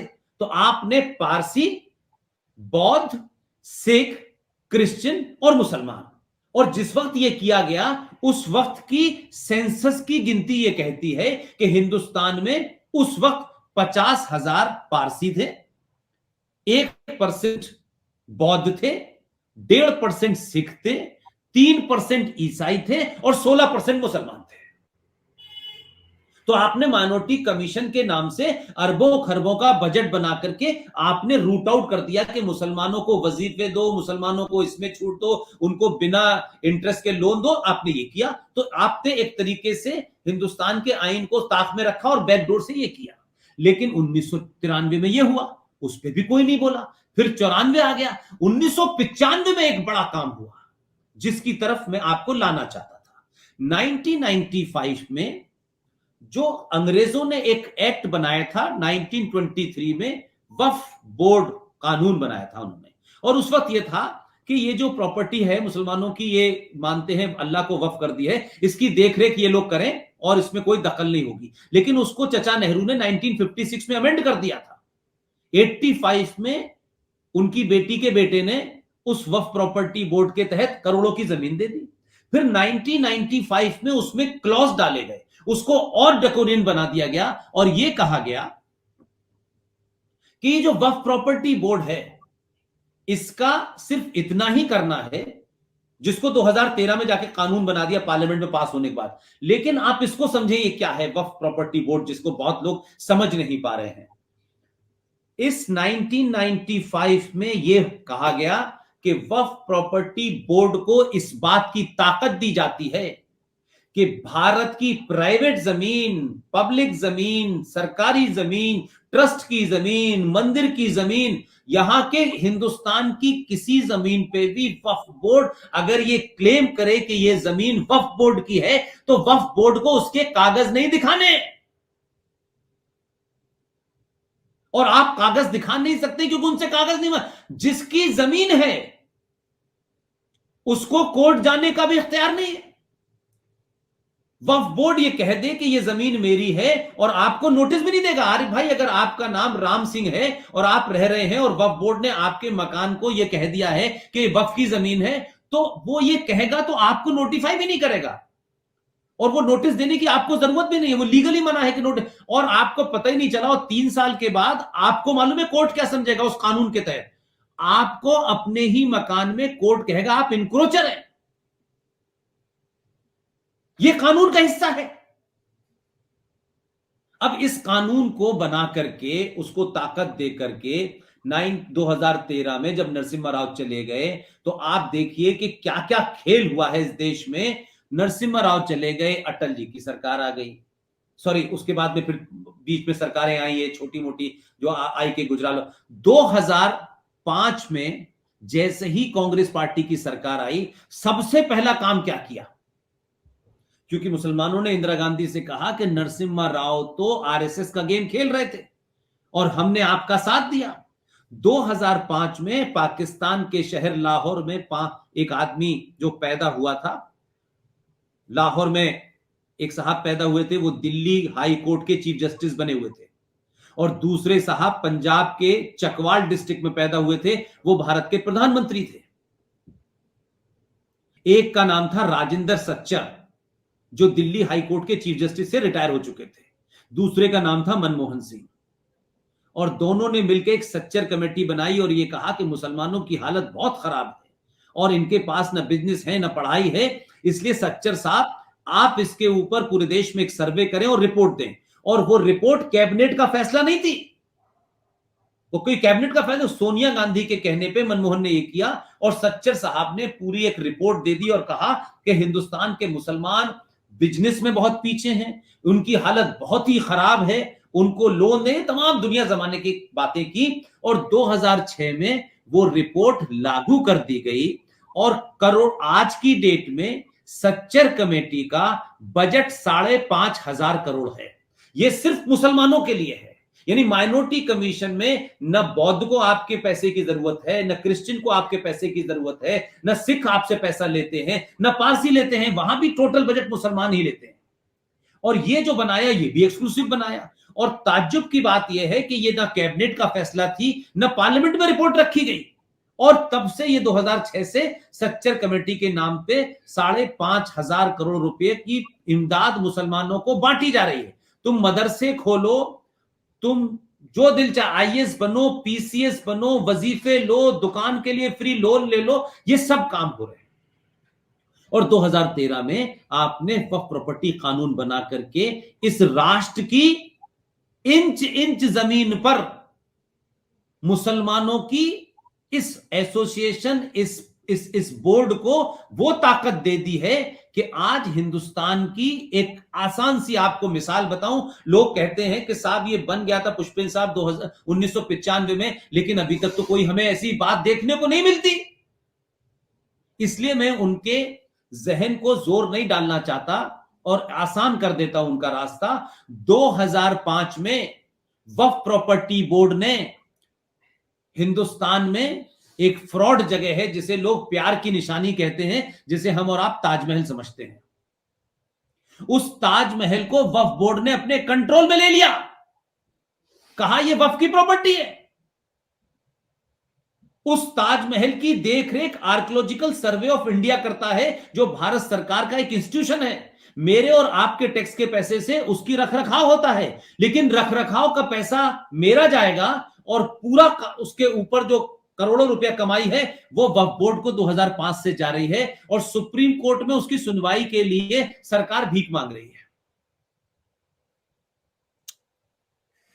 तो आप सोचिए कि आज जो मस्जिदें बन रही हैं, जिसकी बात आपने कहा, ये मस्जिदें उस एजेंडे के तहत बन रही हैं। इसलिए पुलिस वाला कहता है कि ये जब हाईवे पे मस्जिद बना देते हैं, ये फुटपाथ पे किसी मजार बना देते हैं, मेरे पास कौन सा कानून है कि मैं तोड़ूं इनको, मैं कैसे तोड़ूं इनको?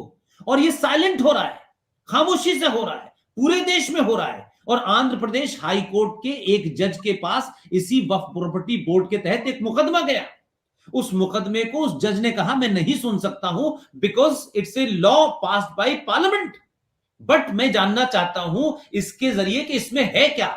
उसने सुनवाई नहीं की, लेकिन ऑब्जर्वेशन के लिए सारी रिसर्च कराई, और आंध्र प्रदेश हाई कोर्ट के जज का ये बयान है, ये ऑब्जर्वेशन है, ये उसने उसमें कहा कि भारत की जो टोटल लैंड एरिया है उसमें सबसे ज्यादा जमीन रेलवे के पास है, उसके बाद डिफेंस के पास है, और तीसरे नंबर पर भारत की सबसे ज्यादा जमीन वक्फ बोर्ड के पास है।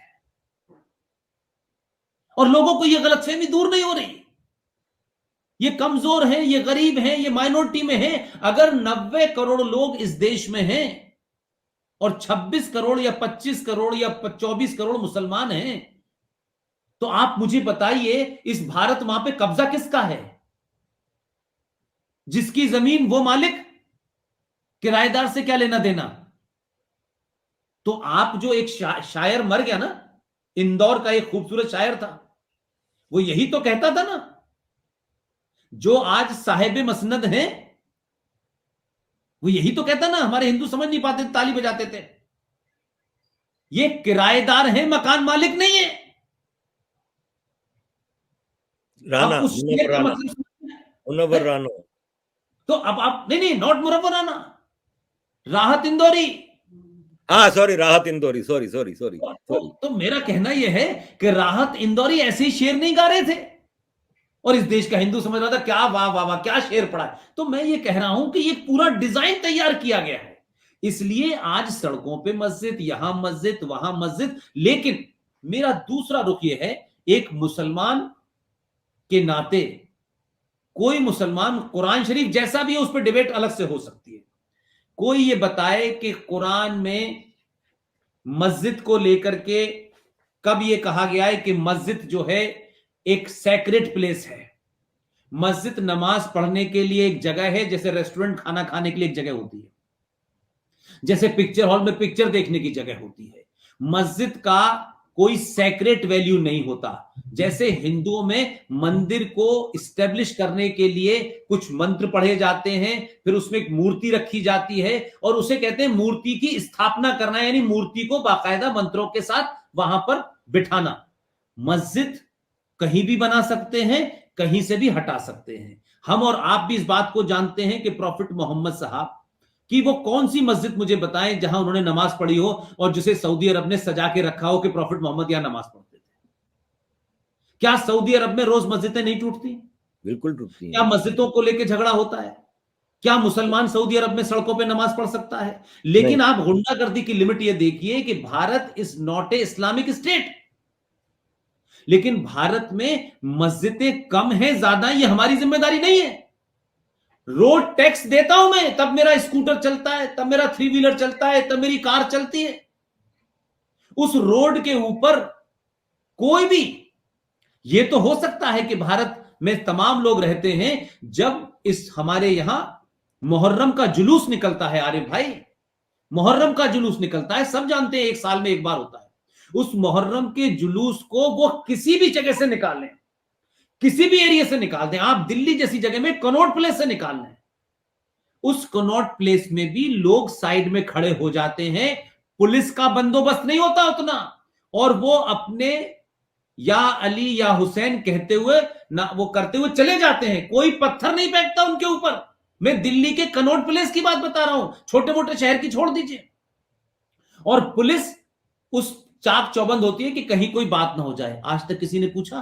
किसी ने आज तक ये कहा कि सड़कों के ऊपर ये मजलिस का जुलूस क्यों निकलेगा? क्योंकि हिंदुस्तान में बहुत से हिंदुओं के भी ऐसे फेस्टिवल हैं जो सड़कों पे होते हैं।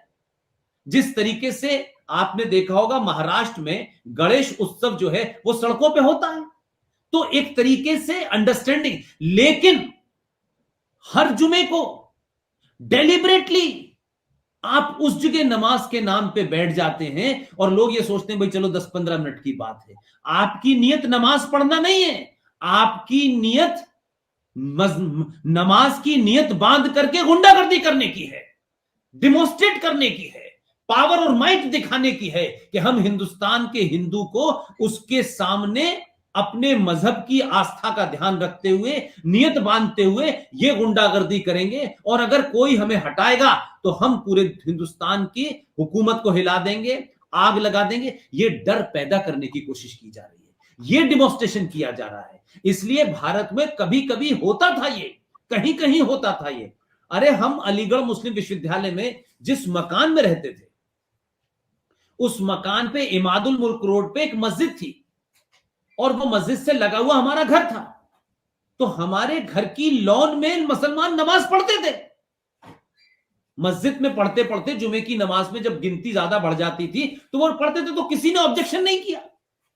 अरे भाई ठीक है, भाई वो जगह कम पड़ जाती। लेकिन आज आप हर वो काम कर रहे हैं जिसकी आड़ में इस्लाम खड़ा करते हैं। अगर मर्द हो तो कहें कि इस्लाम में कहीं नहीं लिखा है, लेकिन हम गुंडागर्दी के लिए पढ़ेंगे।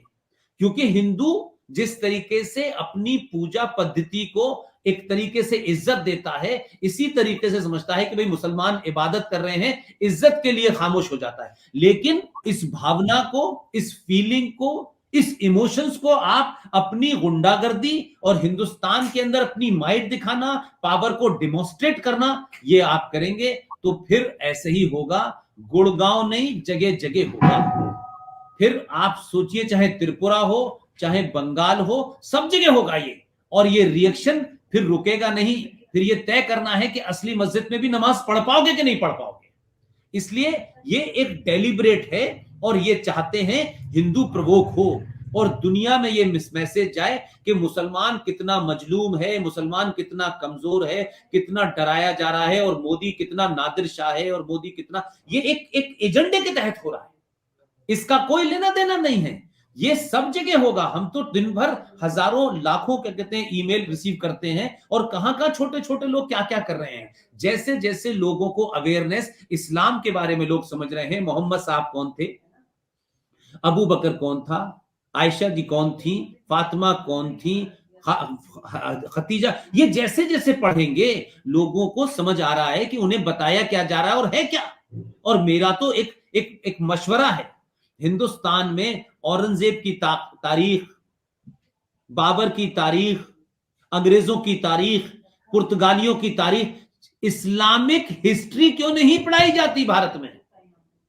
जंगे बद्र क्या थी, क्यों हुई, ये पढ़ाया क्यों नहीं जाता? अली को मारने वाले कौन लोग थे, उनको बचाने वाले कौन लोग थे?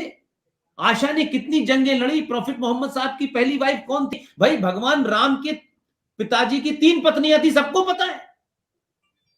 तो हम जब ये पढ़ते हैं तो इसे जानने में तकलीफ क्या होती है, आप बताएं। खुद मुसलमानों को जगह जगह बताना चाहिए जाकर के, और बताना चाहिए कि ये जो शिया हैं जो सड़कों पे मुहर्रम मनाते हैं, जरा पूछें लोग, ये हिंदू काफिर मुसलमानों से ये पूछे कि ये बताइए कि ये अपनी मजलिस में किसके बारे में बोलते हैं, ये किसको बद्दुआ देते हैं, ये किसकी तारीफ करते हैं? प्रॉफिट मोहम्मद के बेटी के कातिल, दामाद के कातिल जब सड़कों पे उतरते हैं, शिया जब मातम मनाते हैं, तो लखनऊ की सड़कों पे शियाओं के मातम के खिलाफ सुन्नी खड़ा होता था, हिंदू नहीं खड़ा होता था। इसलिए जो मोहम्मद के सगे न हुए, उनके दामाद के सगे न हुए, उनकी बेटी के सगे न हुए, वो हमसे भाईचारा निभाएंगे। तुमने इस्लाम को एक पॉलिटिकल आइडियोलॉजी, एक टूल, एक हथियार के रूप में पूरी दुनिया में पेश किया है। अब उसका मजा तुम दुनिया में चख रहे हो। तुम डरा करके किसी दुनिया में नहीं रह सकते। हिंदुस्तान की किसी भी हुकूमत ने, वो कैसी भी रही हो, कभी मुसलमान को डराने की कोशिश नहीं की।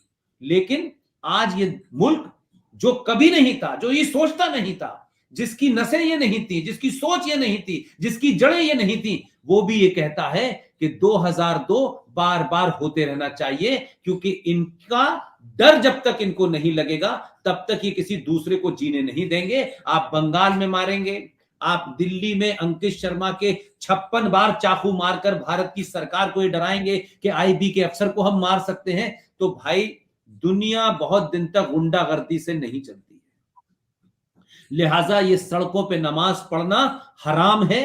ये जो लोग पढ़ रहे हैं ये बोको हराम के लोग हैं, ये आईएस के लोग हैं। सलमान खुर्शीद को इनके बारे में बताना चाहिए, दिग्विजय सिंह को इनके बारे में बताना चाहिए, भगवान राम और सीता के बारे में नहीं बताना चाहिए। हमारे यहां भगवान राम श्रीलंका गए थे अपनी पत्नी को छुड़ाने के लिए, सोने की लंका थी। अरे भाई, वहां से 2 तोला सोना लेके नहीं लौटे थे। और जिस दिन भी देश के लोगों को पता चल जाए कि भगवान राम वहां से सोना लेके लौटे थे, इस देश का आदमी उनकी पूजा नहीं करेगा। उनकी पूजा इसलिए करता है कि वो एक अधर्मी ने कोई काम किया, उसके गए, उसको मारा, अपनी पत्नी को छुड़ाया और वहां का राज वहीं के लोगों को देके वापस आ गए। हमारे यहां माल गनीमत नहीं है कि माल आपस में बटेगा, लूट का भी बटेगा और औरतें भी बटेंगी। हमारे यहां कोई किताब ये नहीं कहती है। इसलिए 2 सभ्यताओं का टकराव है, is a clash of civilisation. आप उसे मजहब कहते हैं, मैं उसे ओपिनियन कहता हूं। आपकी एक विचार है, ईसाइयत भी एक विचार है, ऐसे ही इस्लाम भी एक विचार है, सिखिज्म भी एक विचार है, लेकिन ओपिनियन सनातन नहीं है। सनातन साइंस है, शुद्ध साइंस है, जो कायनात बनाई है, ऊपर वाले ने बनाई है, अल्लाह ने बनाई है, ईश्वर ने बनाई है। हम उस कायनात को किस तरह प्रिजर्व किया जाए, उसको वो लौटा दे जो हमने उससे लिया है, यही सनातन है। लिहाजा मस्जिदों के खिलाफ, मजारों के खिलाफ मूवमेंट चलेगा और वक्फ प्रॉपर्टी कानून और ये कानून जो बना करके इस देश में इस्लामिक गुंडागर्दी पॉलिटिकल पार्टियों को आपने खरीद करके बनाया है, इसका अब रिएक्शन हो रहा है और होगा। इसलिए मैंने कहा कि प्रॉफिट मोहम्मद का कोई कार्टून बनाए आरिफ भाई, तो मैं ये पूछ रहा हूं, जब प्रॉफिट मोहम्मद को आपने नहीं देखा, मैंने नहीं देखा, तो कोई कुछ भी प्रॉफिट मोहम्मद का बनाए, मुझे क्यों बुरा लगेगा? हम कैसे मान लेते हैं कि जिसने कार्टून बनाया है ये प्रॉफिट मोहम्मद की बनाया होगा? बनाते रहो जिसको जो बनाना है। कोई शक्ल किसी को पता थी उनकी?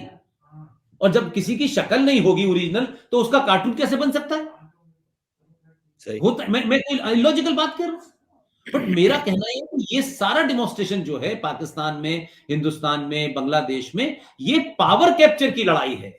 इस्लाम उसमें टूल की तरह इस्तेमाल हो रहा है, उसमें नमाज भी जो है मतलब इन्वॉल्व की जा रही है, रोजे को भी इन्वॉल्व किया जा रहा है, जैसे कश्मीर में होता है कि देखिए रमजान का महीना चल रहा है, भारत को सीज फायर कर देना चाहिए। अरे रमजान के वक्त में तो तुमने तब भी लड़ाई लड़ी थी, जब डायरेक्ट एक्शन तुमने 1946 में किया था, तब भी रमजान का महीना था, तब भी सोहरावर्दी ने हिंदुओं को मारा था बंगाल के अंदर।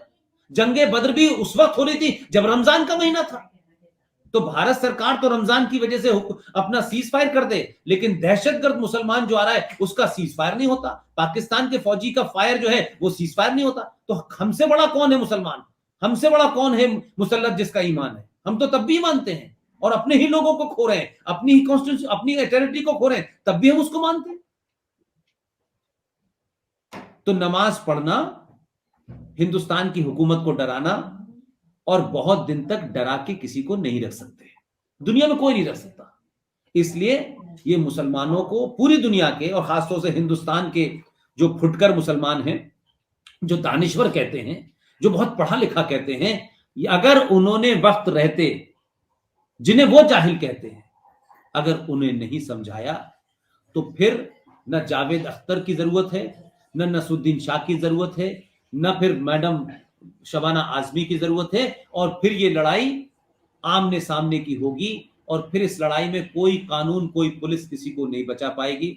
मैं उस दिन के से डरता हूं, उस दिन के लिए सोचता हूं कि यह कम से कम हमारे सामने न हो, लेकिन सच बोलने से गंदगी अगर बाहर आ जाती है तो जल्दी आ जाए।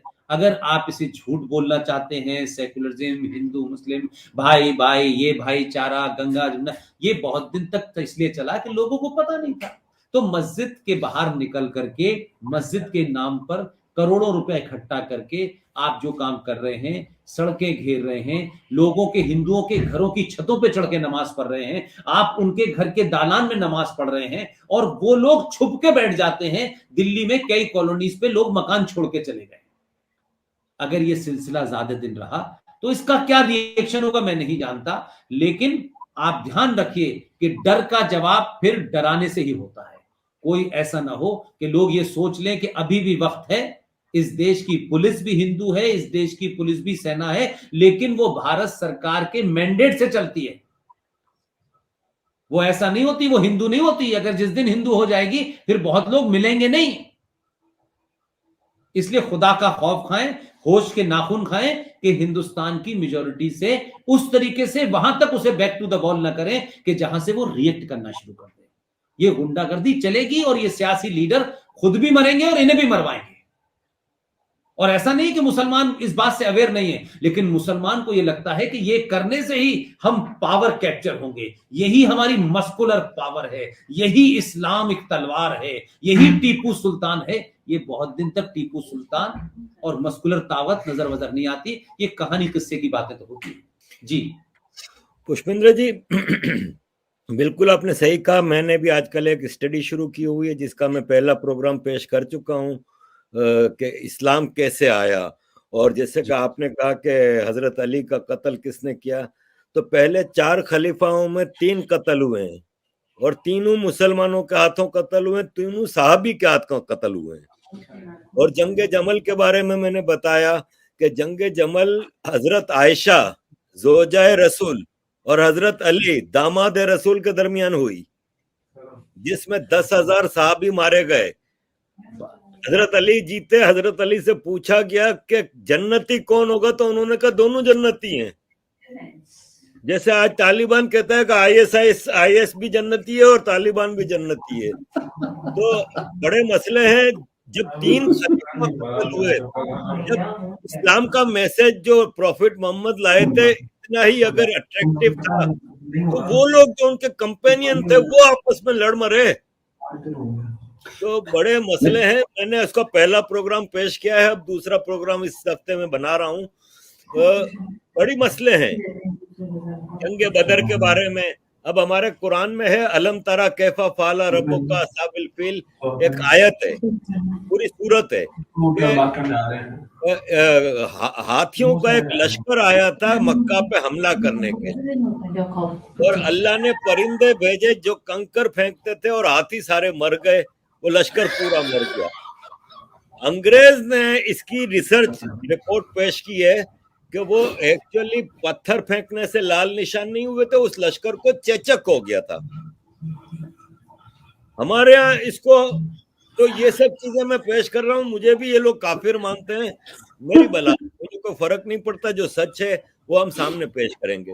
पुष्पेंद्र जी, आपका बहुत टाइम ले लिया, मजीद थोड़ा सा टाइम लूंगा। नहीं, जरूर जरूर, कोई बात नहीं कि आपके लिए कोई किस्म का मामला नहीं। आप पूछे कुछ।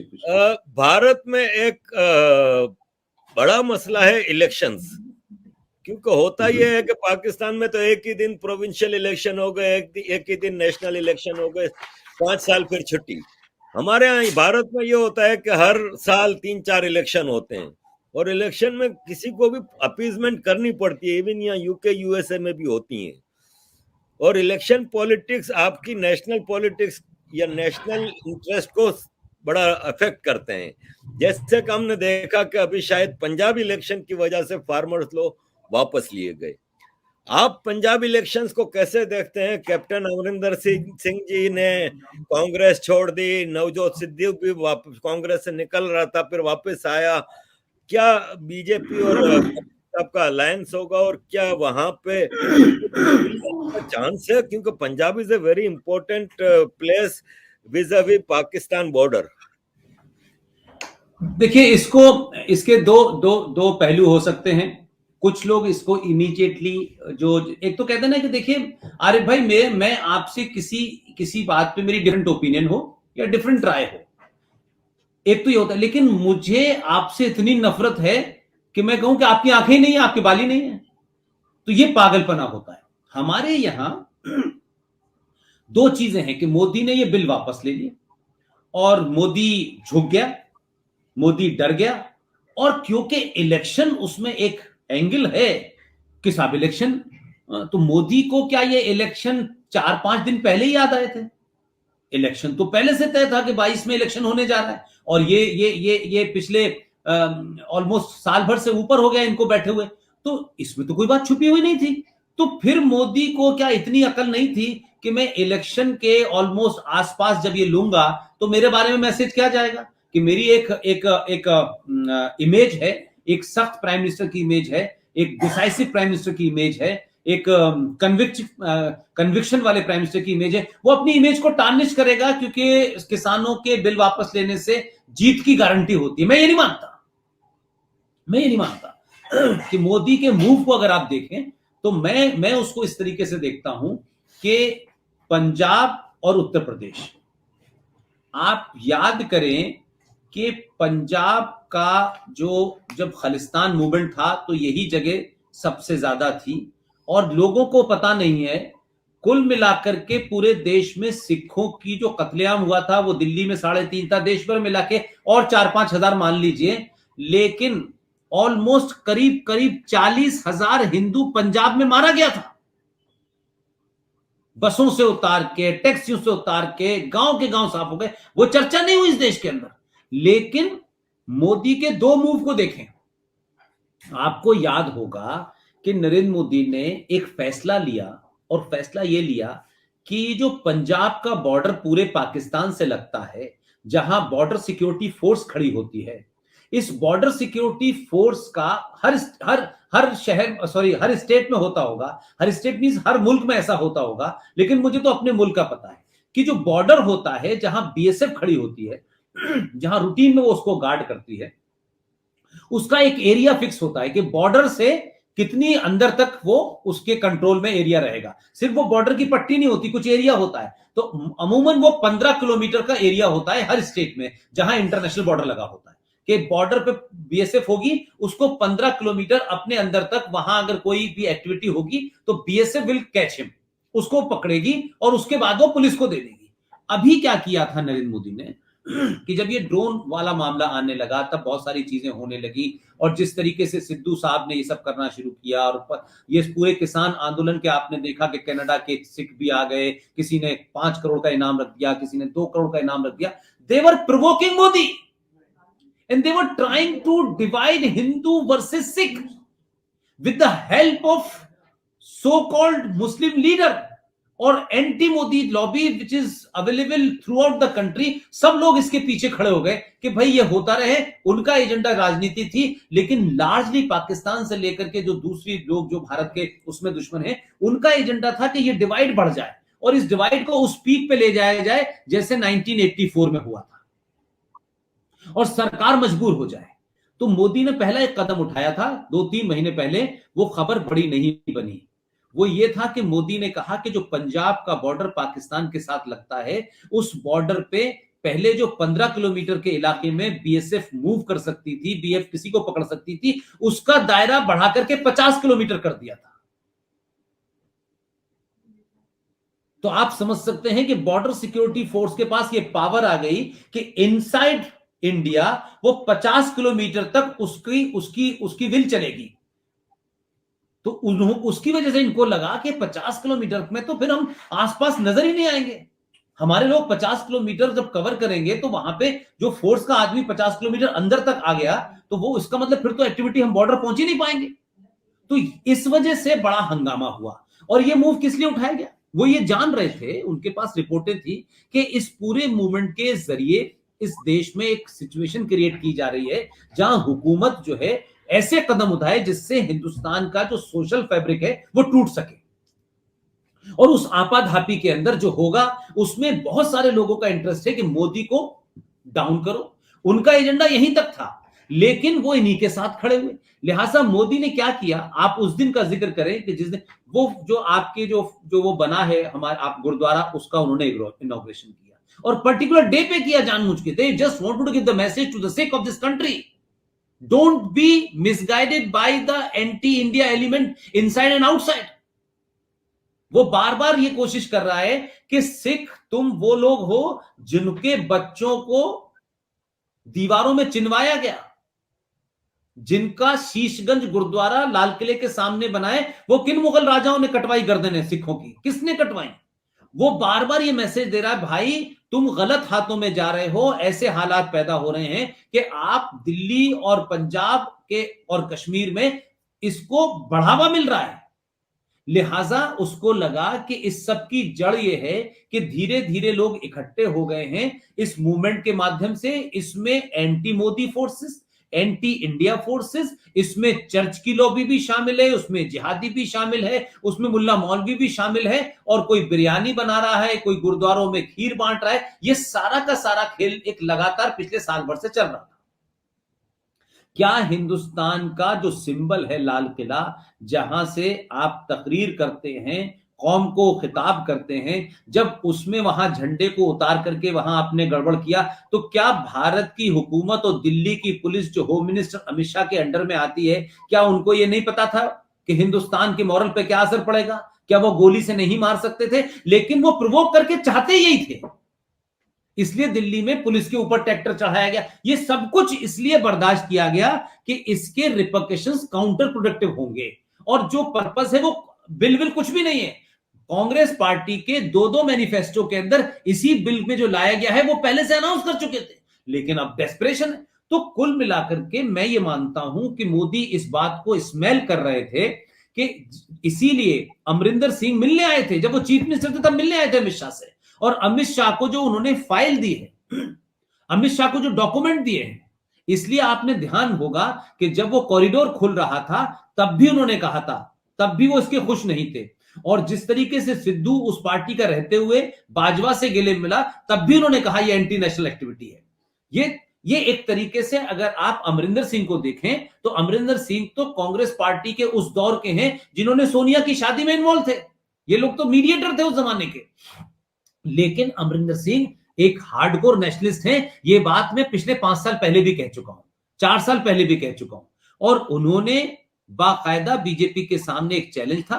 बीजेपी ने कहा कि क्योंकि वहां उनकी कोई लोकल लीडरशिप कभी नहीं थी और वहां अकाली दल से उनका एक मुआहदा था, अकाली दल में बाप बेटे थे और एक वो लड़की थी, यही 3 लोग चलाते थे। और अगर आप ध्यान से याद करें तो अकालियों ने ही, वो उस जमाने जिस जमाने आप वहां भिंडरवाला पैदा हुआ और ये तमाम सारी चीजें हुई, उसमें अकालियों का बड़ा रोल था, देवर बिहाइंड दिस। लेकिन बीजेपी के पास उस तरीके की सेंट्रल लीडरशिप भी वीक थी, और पाकिस्तान, उनके पंजाब में इनका पास कोई लीडर नहीं था, तो ये सिर्फ एक खाना पूरी के लिए अकाली के साथ चलाते थे।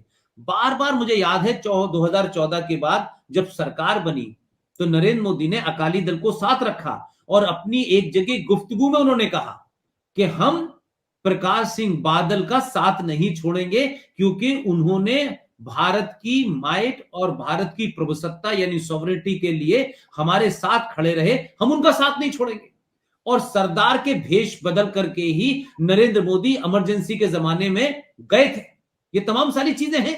तो वो बार बार ये मैसेज देने की कोशिश की, लेकिन अकाली दल ने जिस तरीके से सरकार को छोड़ा, उनकी जो बेटी साहिबा हैं प्रकाश सिंह बादल साहब की, उन्होंने पार्टी छोड़ी, मंत्री का जो अपना जो उनका ओहदा था वो छोड़ा, और वो भी किसानों में कूद गई। तब उनको लगा कि this is the time to check, और उसके बाद अकाली दल को उन्होंने एक तरीके से खुली छूट दी। अकाली दल सरकार के खिलाफ बोला, फिर वो सरकार से बाहर चला गया, और फिर अमरिंदर सिंह से लगातार बातचीत हुई। अमरिंदर सिंह से इस चीज में तय हो चुका था कि अमरिंदर सिंह इसको नहीं होने देंगे। उन्होंने लास्ट कोशिश की कि सिद्धू को कंट्रोल करें, और आखिर में जाकर के वही हुआ कि भारतीय जनता पार्टी के इस पूरे जो बिल वापस लेने की कहानी पिछले 4-5 महीने पहले शुरू हो गई थी। इसके लिए एप्रोप्रिएट दिन तलाशा जा रहा था, और यह कहा जा रहा था कि हम इसको एक ऐसे दिन करें जिस पर्पस से, जिस डर से, जिस खदशात के तहत चलते हुए ये मामला डिरेल हो रहा है, उसी दिन का हम इस्तेमाल करें, उसी दिन पे ये मैसेज दें कि हम भारत की सरकार में कौन प्रधानमंत्री है कौन नहीं है, ये हिंदू और सिखों का मामला नहीं है, हिंदू और सिख एक ही मां के बेटे हैं, इस तरीके का मैसेज था। ये 5-6 महीने पहले हो चुका था सब कुछ। अब लोगों को लगता है कि ये यकायक हो गया, इसलिए अमरिंदर सिंह ने इस्तीफा दिया, कांग्रेस से बाहर आए, अपनी पार्टी का ऐलान किया और साफ साफ कहा कि मैं चुनाव लड़ूंगा और चुनाव लड़के मेरा भारतीय जनता पार्टी के साथ गठजोड़ होगा, अलायंस होगा और उनके साथ में हुकूमत बनाऊंगा। अब भारतीय जनता पार्टी को इस वक्त जो पंजाब में अपनी लीडरशिप नहीं मिल रही थी, वो अमरिंदर सिंह एक तरीके से बीजेपी के हो गए। वहां उनको इतने वैसे ही आदमी मिल गया जिसकी जरूरत थी, और क्योंकि बीजेपी का वहां बहुत बड़ा बेस नहीं है, हिंदू वहां माइनॉरिटी में है, इसलिए ये पार्टी बनी और अब ये हुआ। और फिर अमरिंदर सिंह को जब बाहर आ गए तो क्योंकि अमरिंदर सिंह भी एक सरदार हैं, उनको भी ये मैसेज देना था कि देखो मेरे ये कहने से पार्टी ने ये किया, और उसके बाद सोनिया गांधी ने उनको मजबूर किया कि वो भारतीय कांग्रेस पार्टी छोड़ें, वो बाहर आए। और उसके बाद में नरेंद्र मोदी ने एक पंजाब को ध्यान में रखते हुए इंटरनेशनल जो साजिशें थी उसको खत्म करते हुए इस आंदोलन को डिफ्यूज करने के लिए जो किसी ने नहीं सोचा था वो अनाउंस कर दिया, और ऐसे दिन किया जब सरदारों का सबसे बड़ा पर्व होता है।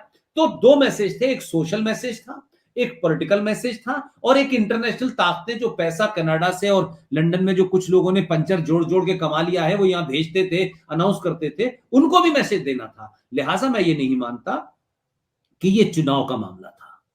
चुनाव का मामला तो हिंदुस्तान में लोग इतने समझदार हैं कि भाई आज चुनाव कल 3 महीने बाद होने वाले, नरेंद्र मोदी डर गए, कहीं ऐसा होता है। लेकिन पंजाब बचाना, पंजाब में 50 किलोमीटर का दायरा वहां तक लाना, और उसके बाद अमरिंदर सिंह जो बहुत ही जिसे कह सकते हैं कि उन्होंने जंगें लड़ी, 65 की जंग लड़ी है उन्होंने, तो ऐसा नहीं क्या कहते हैं कि वो कोई बिगड़े हुए या कंफ्यूज सरदार हैं, उनको ला करके आगे उसने एक मास्टर स्ट्रोक में कह सकता हूं एक चेकमेट करा कि कांग्रेस का जो सबसे कद्दावर लीडर था पंजाब में वो बीजेपी के साथ खड़ा हुआ है, नेशनलिज्म। तो that is what I am trying to say कि इसको हम अगर ऐसे देखेंगे तो ये बहुत हल्की, बहुत सतही एनालिसिस होगी कि चुनाव में जीतने के लिए किया। उत्तर प्रदेश में तो चुनाव आप नहीं हारने जा रहे थे, पंजाब की तो समझ में आती है, उत्तर प्रदेश में तो कोई ऐसा फर्क नहीं पड़ने वाला। उत्तर प्रदेश में सिख कौन सी बहुत बड़ी मेजोरिटी में है, कुछ भी नहीं है। और उत्तर प्रदेश के 2-4 जिलों को छोड़ दें, वहां के किसान, क्योंकि वहां बैठने से रुपया पैसा खाना पीना सब कुछ चल रहा था, आपने देखा 5 स्टार किस्म का धरना था, तो बीजेपी को क्या फर्क पड़ने वाला था भाई, 303 में से अगर 250 रह जाती तब भी सरकार बन जाती उनकी। तो उत्तर प्रदेश ज्यादा बड़ा उनके लिए स्टेट था ना कि पंजाब, लेकिन पंजाब जिन हालातों की तरफ बढ़ रहा था वो उनके लिए बड़ा था। लिहाजा मेरा, अगर आप मुझसे पूछें तो मैं उसको इलेक्शन से नहीं जोड़ता, बल्कि इससे जोड़ता हूं कि मुल्क की दिफा को बचाना था, इसलिए ये फैसला लिया गया है। मेरा मानना, मैं ये नहीं कह रहा कि यही सही होगा, लेकिन मैं उसको इस तरह देखता हूं कि 4-5 महीने पहले से ये कवायद चल रही थी, अमरिंदर सिंह से बातचीत चल रही थी, साइलेंट चल रही थी, कब करें, किस मोड़ पे करें, कैसे करें, और अमरिंदर सिंह को इस बात का लीवरेज देना था कि देखो मैंने बातचीत सरकार से कर रहा था, लगातार कर रहा था, लेकिन इस सिख का ये जो पूरा मूवमेंट था इसे सिख वर्सेस हिंदू बनाया जा रहा था, और इसमें इंटरनेशनल ताकतें इंक्लूडिंग पाकिस्तान दखल देने वाला था, इंटरेस्ट फैलाना चाहता था। लिहाजा मैंने बहुत कोशिश की लेकिन आप नहीं माने, और आज मेरे हटने के बाद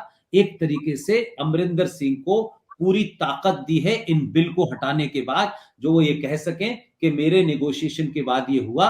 लेकिन कांग्रेस पार्टी इस पे राजी नहीं थी, क्योंकि उनका एजेंडा किसान नहीं थे, नरेंद्र मोदी को हटाना था पूरे देश में। मेरा एजेंडा नरेंद्र मोदी को हटाना नहीं था, मेरा एजेंडा किसानों को बचाना था, पंजाब को बचाना था। तो सिद्धू जो बाजवा का गला मिलेगा, वो कांग्रेस पार्टी उसको एक सेंसिटिव स्टेट में अपना प्रेसिडेंट बनाएगी, अपना अध्यक्ष बनाएगी, इससे मंसूबे नजर आते हैं। लिहाजा मेरी अपनी एनालिसिस है, मैं ये मानता हूं, हो सकता है मैं गलत भी हूं और ये बाद में साबित भी होगा। इसलिए चुनाव की हार जीत से इतना बड़ा फैसला नहीं लिया जाता, क्योंकि मोदी की वो इमेज नहीं है, और वो ये भी जानते थे कि इसके होने के बाद कुछ राग दरबारी लोग आ जाएंगे, कोई गिटार बजाएगा, कोई पीपनी बजाएगा, कोई ढोलक बजाएगा। तो वो असदुद्दीन ओवैसी आ गया ना उत्तर प्रदेश में, कि हम शाहीन बाग बनाएंगे, तो हमने तो कहा कि अल्लाह तुम्हें सेहतमंद रखे, और हम चाहते हैं कि हिंदुस्तान की और खासतौर से उत्तर प्रदेश की गली गली में शाहीन बाग बनाओ।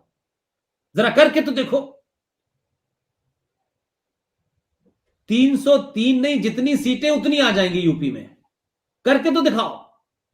और देखें मुसलमान बुरखे वाली औरतें और बुजुर्ग औरतें कहां कहां बैठती हैं, गोरखपुर में, लखनऊ में, कानपुर में, अलीगढ़ में, मेरठ में, जहां जहां बैठना चाहे बैठ जाए।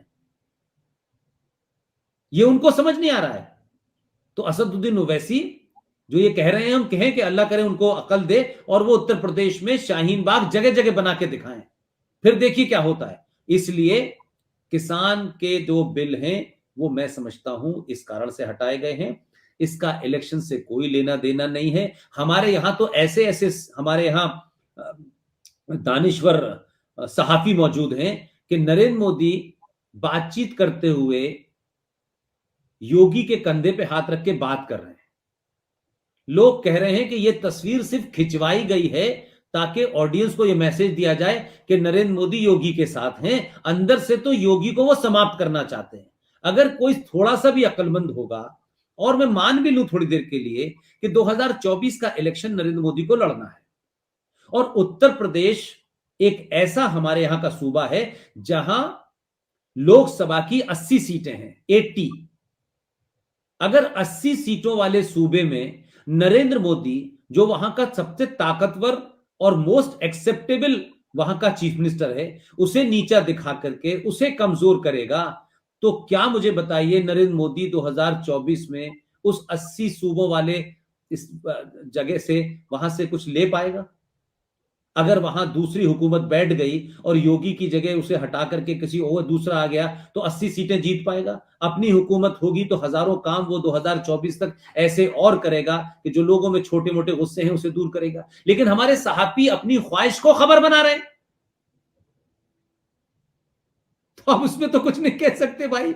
तो मजबूरी यह है कि आप सही एनालिसिस तो करें, अपनी अपनी ख्वाहिशों को एक डिब्बे में रखें। मेरी और आपकी ख्वाहिश कुछ हो सकती है, लेकिन वो खबर है या नहीं है ये भी देखना जरूरी है। पुष्पेंद्र जी, आपने यूपी इलेक्शन का जिक्र किया, आपने ये तो बता दिया कि बीजेपी का कैंडिडेट योगी जी होंगे। आप अखिलेश यादव और बाकी जो अपोजिशन है उनको कैसे देखते हैं? यूपी इलेक्शंस के बारे में कुछ बताइए।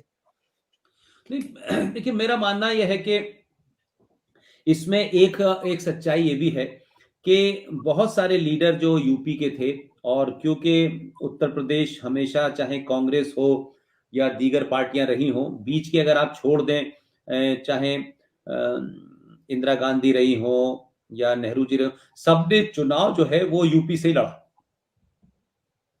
उस जमाने उत्तराखंड नहीं था, उस वक्त यूपी की 84 सीटें होती थी।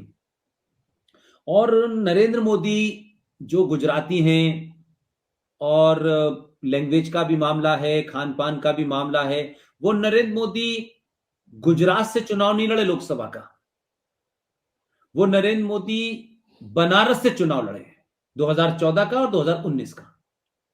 और बनारस क्यों चुना उन्होंने? बनारस सनातनी हिंदुओं का वो गढ़ है जिसे आप कल्चरल कैपिटल ऑफ इंडिया कहते हैं। इसलिए बनारस एक ऐसे सेंटर में है कि जहां से पूरे ईस्टर्न वेस्टर्न उत्तर प्रदेश को आप कंट्रोल करते हैं। एक हमारे यहां जो भगवान शिव के जो जिसे कह सकते हैं महाकाल है, उसका एक पीठ है। जैसे उज्जैन में एक पीठ है, जैसे नासिक में एक है, उसी तरीके से काशी में है। और काशी में अपनी कंट्रोवर्सी है, और शुद्ध रूप से वहां खांटी का, जिसे हम कह सकते हैं कि हमारे जितने भी मठ हैं, हमारे जो मोक्ष का स्थान है, जब हमारे यहां किसी की डेथ हो जाती है तो कहते हैं कि बनारस में उसका अंतिम संस्कार करने से उसे मोक्ष मिल जाता है, या नहीं वो आजाद हो जाता है पुनर्जन्म के लिए। तो इस तरीके की जगह है, और वहां बड़े आस्थाओं का मामला है। बनारस में जाकर के चुनाव लड़ना 2-2 बार, इस बात का मैसेज है कि उत्तर प्रदेश के लिए, सनातनी हिंदू के लिए, आस्थावान हिंदू के लिए, कल्चरल पॉइंट ऑफ व्यू से, आप और उसके मंदिर के पॉइंट ऑफ व्यू से बनारस कितना इंपॉर्टेंट है। तो मैं ये मानता हूं कि अखिलेश जी जो हैं उनका एक संकट समझिए। अखिलेश के पास आज ये कहने के लिए नहीं है कि मैं एक गरीब परिवार में पैदा हुआ था, हमारी मां तो चूल्हे में रोटी बनाती थी। ये लालू और मुलायम तक तो था कि मुलायम और लालू कहते थे भाई हम 4 बजे उठ के भैंसे चराने जाते हैं और हम उन्हें बहुत गरीब हैं। हम लालू खुद किसी चपरासी हुआ करते थे किसी उसमें। तो आज उनकी जो औलादे हैं वो तो स्पेशल प्लेन में अपना बर्थडे केक काट के बना रही हैं हवा में। मुलायम सिंह के परिवार में 5-5 करोड़ की गाड़ियों पे उनके बच्चे घूम रहे हैं। मेरा यह सवाल नहीं कि क्यों घूम रहे हैं, लेकिन ये अखिलेश जी ये नहीं आज कार्ड खेल सकते कि देखिए साहब यादवों के साथ बहुत बुरा हुआ। क्या अखिलेश जी ये कह सकते हैं कि जो जो जो समाजवादी पार्टी है वो यादवों की पार्टी है और उसके अंदर चाचा भाई ताऊ सब राज्यसभा में लोकसभा में मंत्री सारे यादव, ये वो कह सकते हैं? मुलायम सिंह का दौर और था, अखिलेश का दौर और है। वो ऑस्ट्रेलिया से पढ़ के आए हैं, उन्होंने शादी भी एक ठाकुर लड़की से की है जो आपके उत्तराखंड की है, लेकिन अब उनके पास कोई कार्ड नहीं है। इसलिए उन्हें कभी जिन्ना याद आते हैं, कभी कोई याद आता है। और जो एक बदमाश किस्म का गुंडा जिसे मैं मानता हूं, जिसके ऊपर देशद्रोह का मुकदमा चलना चाहिए था, लेकिन उसकी उम्र ये उस वक्त इजाजत नहीं देती थी कि उसके ऊपर गद्दारी का मुकदमा चले, जिसका नाम आजम खां है। वो बंद है जेल में, बेटा जेल में बंद है, बेटा फोर्जरी में बंद है और इसने हजारों गरीब मुसलमानों की और हिंदुओं की जमीन को हड़पा, उसमें जेल में बंद है, सीतापुर की जेल में बंद है। अगर मुसलमान और यादव भाई भाई हैं, जिसे आप माई कॉम्बिनेशन कहते थे, वाई से आप एम से मुसलमान और वाई से यादव कहते थे, तो अखिलेश यादव आजम खां के बारे में क्यों नहीं बोल रहे आज? और मुसलमान और यादव के गठजोड़ का सवाल क्यों नहीं उठा रहे आप?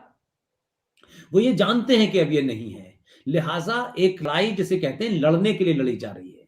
सब एक्सपोज हो चुके हैं, हजारों हजारों बीघा जमीन इनके रिश्तेदारों ने किस तरीके से वृंदावन के पास उठा रखी है। बहुत सारी चीजें हैं, किस किस ठेके में क्या हुआ। लिहाजा मैं आज अखिलेश में के साथ में उन लोगों को देखता हूं कि जितनी विद इन बीजेपी में भी वो लोग जो मोदी से कहीं कहीं अपने आप को ये मानते हैं कि उन्हें प्राइम मिनिस्टर होना चाहिए था, 2-2 बार ये प्राइम मिनिस्टर हो गया।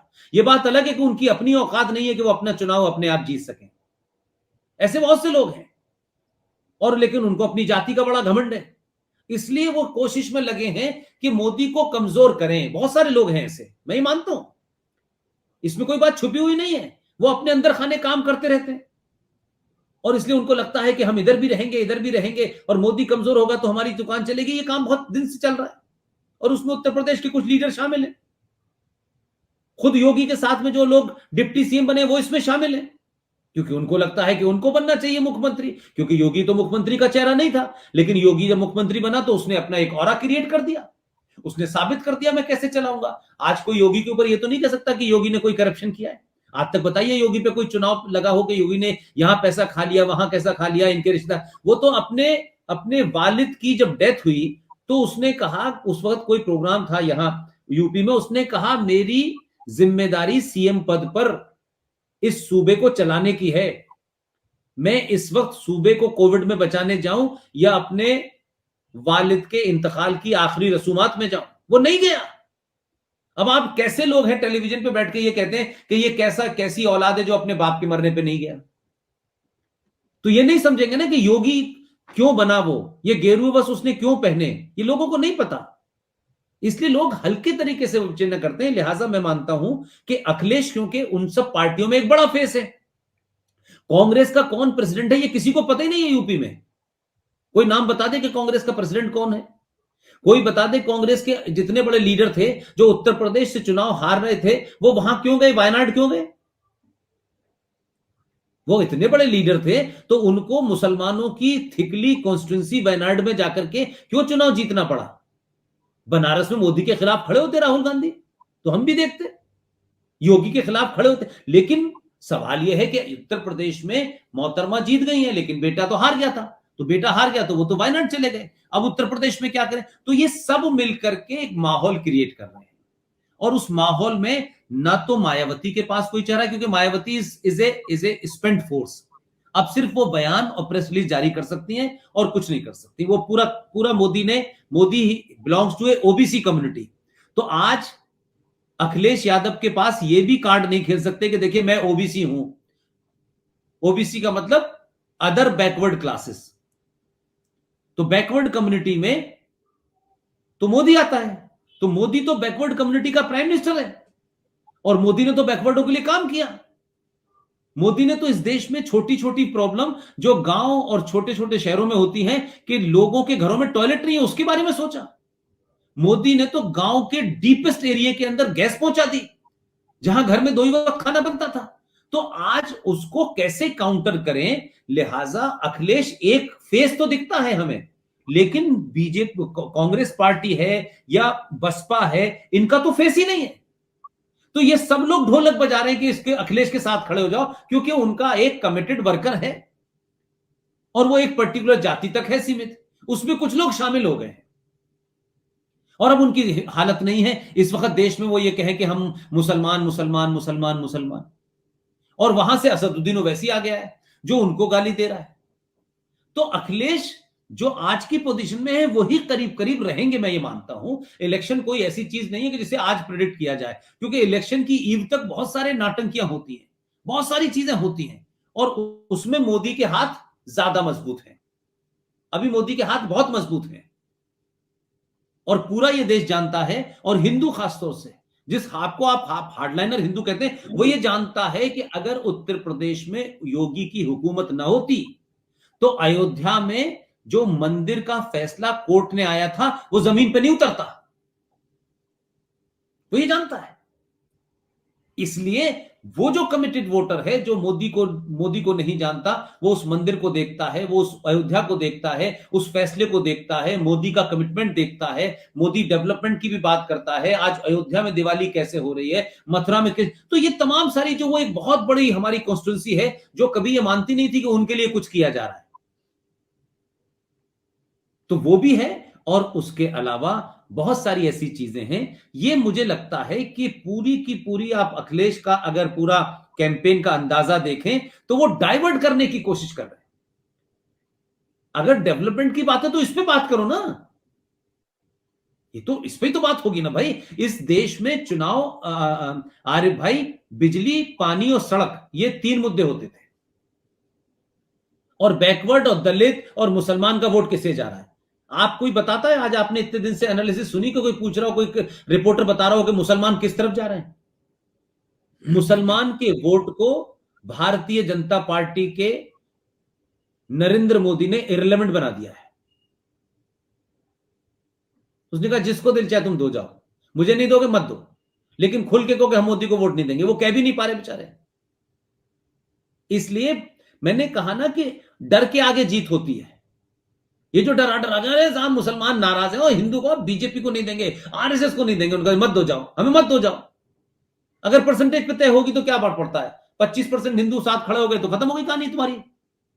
90 करोड़ हिंदू हैं, उसमें से 25 करोड़ मोदी के साथ खड़े हो गए तो मुसलमान की दुकान कहां चलेगी? जाओ मत दो, तुम शकीबुर रहमान बर्क को दो जाओ, जो तुम्हारा दिल करे।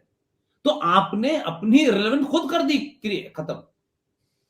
तो मैं मानता हूं कि उत्तर प्रदेश में आज तक की जो है सिचुएशन कोई बहुत खराब नहीं है, लेकिन जो अभी मोदी के हाथ में कई सारे एजेंडे हैं उसमें से बाहर आएंगे तो बिल्कुल आपको एक तरफा इलेक्शन नजर आएगा। फिर ये जो किसान आंदोलन और फलाना आंदोलन, ये दोबारा पैदा होने वाले नहीं है। अब इसको लोग कुछ भी कह लें, इसको कोई मास्टर स्ट्रोक कह ले या इसको कोई बड़ा डिसीजन कह ले, और बहुत सारे पत्रकार जो बेरोजगार हो गए वो आजकल यूट्यूब पे बैठ करके तरह तरह की बातें करते हैं, और एक नया शगुफा निकला है, हु आफ्टर मोदी। तो मोदी तो जान ही रहा अभी का, तो आफ्टर की बात कहां से आ गई? लेकिन एक नया शगुफा, क्योंकि हमारे यहां यह है ना कि दिल बहलाने के लिए गालिब ये ख्याल अच्छा है कि तुम भी ताश खेलो और हम भी ताश खेलें, और कह दो हमारी चाल आ गई और तुम्हारी चाल आ गई, और 2 लोग ताश खेल रहे हैं और बीच में एक आदमी ने बोला आप बार बार चाल खेल रहे हैं, 5 करोड़ की चाल खेल रहे हैं, या तो 5 पैसे भी नहीं है। तो वो दोनों बोले कि हम लोग हारे हुए नवाब हैं, अपना शौक पूरा कर रहे हैं।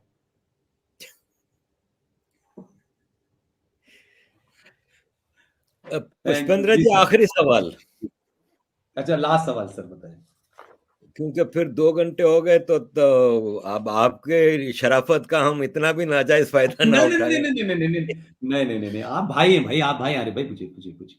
अच्छा, पुष्पेंद्र जी, विंटर सेशन आ रहा है पार्लियामेंट का, और जी जी जी। कुछ प्रेडिक्शंस हो रही हैं कि ये भी लाएगा वो भी लाएगा। तो एक तो आपका क्या ख्याल है, कौन से बिल आएंगे और कौन से अब बाकी हैं अर्जेंटली जो कि हमें इम्प्लीमेंट करने हैं, जैसे कि यूनिफॉर्म सिविल कोड है, यूनिफॉर्म एजुकेशन मैं समझता हूँ सबसे इम्पोर्टेंट है, और इसके अलावा क्या चीजें हैं जो आ सकती हैं और जो आनी चाहिए पार्लियामेंट में? देखिए, मैं इस पे बहुत बेहतर आपको जवाब नहीं दे पाऊंगा, क्योंकि सच में मैं बहुत ज्यादा टैप नहीं रखे हुआ हूँ इसको इस वक्त। और मैं अभी एक हफ्ते पहले भी बाहर था, अभी 2-3 दिन के बाद फिर मैं बाहर जा रहा हूँ। लेकिन मुझे लगता है कि देखिए, मोदी तो इस चीज में बहुत माहिर आदमी है। अगर यूनिफॉर्म सिविल कोड आ गया, तो आप देखिए कि आप इस बात का मैं इशारा इसलिए दे रहा हूं कि अभी ये बात नहीं कहीं आई, अभी ये बात कहीं नहीं आई है। लेकिन मुस्लिम पर्सनल लॉ बोर्ड में प्रेस कॉन्फ्रेंस करके अखबारों में आधी आधी पेज की खबरें छपी हैं कि अगर यूनिफॉर्म सिविल कोड आया तो हम सड़कों पर उतरेंगे। अब ये यूनिफॉर्म सिविल कोड, धारा 370 और राम मंदिर, भारतीय जनता पार्टी के मैनिफेस्टो में कई सालों से देख रहे हैं, राइट। अब उसमें से 2 मुद्दे खत्म हो गए, राम मंदिर समाप्त हो गया और 370 समाप्त हो गई। तो जो हिंदू है, जो पिछले 40-50 साल से इस हिंदू की पॉलिटिक्स के पे इन्वॉल्व है, उसको चाहे उसकी गहराई न पता हो कि यूनिफॉर्म सिविल कोड से क्या होने वाला है, लेकिन वो ये समझता है कि इसे लाने से मुसलमानों को ठीक किया जा सकता है, उसे ये गलतफहमी है। हो ना हो एक अलग बात है। अगर आप मुझसे पूछें तो यूनिफॉर्म सिविल कोड से कुछ नहीं होने वाला, कुछ नहीं होने वाला। क्या हिंदू 7 फेरे लेके शादी नहीं करेंगे? क्या मुसलमान निकाह नहीं पढ़ाएगा? क्या चर्च में जाकर के वो जो बैप्टाइज के वो नहीं होगा? कुछ बदलने वाला है? लेकिन यूनिफॉर्म सिविल कोड को एक आम हिंदू ये मानता है कि इसको लागू करने से मुसलमान को औकात दिखाई जा सकती है, उसको इतना ही पता है।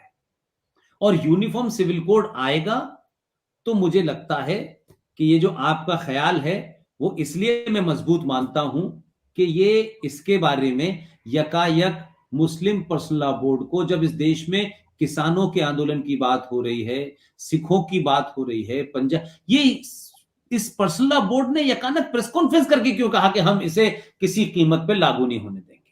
ये इसीलिए कि उनको लगता है कि मोदी के पास राम मंदिर और 370 की तरह एक आखिरी मुद्दा होगा, और मोदी चौराहे चौराहे ये कहेंगे कि देखिए, भारतीय जनता पार्टी के मैनिफेस्टो में जो 3 बड़े मुद्दे थे वो हमने समाप्त कर दिए, और तीनों पे मुसलमानों को बहुत ऐतराज थे, हमने उनके ऐतराजों को ऐसे भाड़ में फेंक दिया, हमने उनकी नहीं सुनी। और इसके बाद में जो कुछ और लोग थोड़े नाराज होंगे, वो ज्यादा खुश होंगे, लेकिन नाराज होने वाले लोग ऐसा काम कर देंगे कि मोदी के इस बिल को घर घर पहुंचा देंगे, ताकि हर हिंदू को पता चल जाए कि यूनिफॉर्म सिविल कोड पास हो गया है।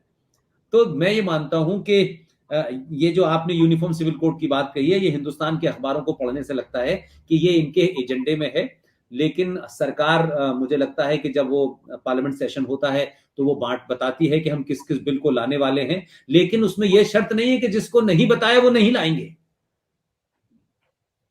तो वाजे तो कर देंगे ये 2 दिन पहले, लेकिन ये ला सकते हैं उसको, क्योंकि इससे बहुत सारी चीजें दूसरी तरफ चली जाएंगी, और जो हिंदू कंसोलिडेशन है उसको लगेगा कि देखो साहब, ये मर्द आदमी है, इसमें बड़ा काम कर दिया, और सीए वापस आ जाएगा और 370 भी वापस आ जाएगा। जो मुसलमानों की कश्मीर से लेकर के कन्याकुमारी तक ख्वाहिश है, वो उसके ऊपर एक और कुठाराघात होगा, एक और हमला होगा कि यूनिफॉर्म सिविल कोड आ गया है।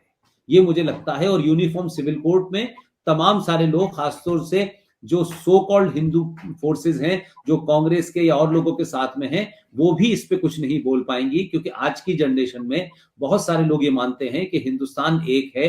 जब एक कानून है, एक संविधान है, एक आइन है, तो फिर एक एजुकेशन, एक हमारे यहाँ सिविल कोड क्यों नहीं है, हमारे यहाँ क्रिमिनल लॉ। तो इन सब चीजों पे उसका वोट बैंक बढ़ेगा इसको लाने से। तो मैं समझता हूं कि एक तीर से 2 निशाने होंगे, जो पूरा पूरा किसानों का आंदोलन था वो डिफ्यूज हो जाएगा, पंजाब में उनको ताकत मिलेगी, और पंजाब में कुल मिला के 9 सीटें हैं लोकसभा की, वहां भारतीय जनता पार्टी ताकत से लड़ेगी, वहां 26% हिंदू है, हिंदू कंसोलिडेशन होगा, हिंदू और सिखों के बीच में एक रिलेशन बहुत स्ट्रांग बनेगा, क्योंकि दो पार्टियों का जो मेन पार्टी है जो बनेगी इनकी कांग्रेस के अलावा, क्योंकि मुझे ये लगता है कि सिद्धू साहब देर सवेर आप पार्टी में जाएंगे, उनका रास्ता वही है और उसी की भूमिका तैयार हो रही है, और कांग्रेस पार्टी भी चाहती है कि वो आप पार्टी में चले जाएं, क्योंकि उसे मालूम है कि कांग्रेस पार्टी नहीं आने वाली है, इसलिए आप पार्टी के माध्यम से वो वही सब काम करेंगे जो केजरीवाल कर रहे हैं। मेरा मेरा मेरा अपना असेसमेंट ये है, लिहाजा आपकी बात को मैं इसलिए बैक करने को तैयार हूं क्योंकि हिंदुस्तान के अखबारों में जो कुछ आ रहा है यूनिफॉर्म यकायक, जिसका कहीं कोई जिक्र नहीं था, कहीं कहीं ऐसा नहीं लगता था कि यूनिफॉर्म सिविल कोड पे इस वक्त बात करने की क्या आवश्यकता है, लेकिन जो लोग होते हैं उन्हें हवा लग जाती है, तो यूनिफॉर्म सिविल कोड इस सेशन में आ सकता है। और पॉपुलेशन बिल और यूनिफॉर्म एजुकेशन पॉलिसी ना ना ना ना, ये अभी नहीं आने वाली, ये अभी नहीं आने वाली, ये अभी नहीं आने वाली, अभी तो 24 के लिए भी तो कुछ हथियार चाहिए। अच्छा ठीक है, ठीक है। शुक्रिया Pushpendra ji, thank you very much. It was again a learning session, और काफी चीजें मैं तो एज ए स्टूडेंट सुनता रहा, और मुझे आगे स्टडी के लिए और रास्ते खुल जाते हैं आपकी बातें सुन के। जो वक्फ बोर्ड के हवाले से मैंने चीजें सुनी, मैंने पिछले दिनों आपकी एक वीडियो देखी थी जिसमें आपने 12 साल के बच्चे के बारे में बताया था जिसने जमीन खोदी थी 65 की जंग में जब भारत की फौज जा रही थी। रामपुर। तो मैंने फिर उसकी खुल के जाकर स्टडी क्योंकि आपने तो मुख्तसरन बताया था, तो आपकी बातों से कई चीजें खुलती हैं। तो thank you very much sir, thank you very much. बहुत बहुत शुक्रिया, बहुत बहुत शुक्रिया। आपको अल्लाह सेहत दे और आप अच्छी तरह रहें, खुश रहें, यही मेरी आपके लिए दुआ है। बहुत बहुत शुक्रिया, हमको याद करा आपने और याद करते रहा करिए, हम आपके लिए अवेलेबल हैं। थैंक यू वेरी मच, बहुत बहुत शुक्रिया सर। थैंक यू सर, जय हिंद। जय हिंद, जय हिंद सर।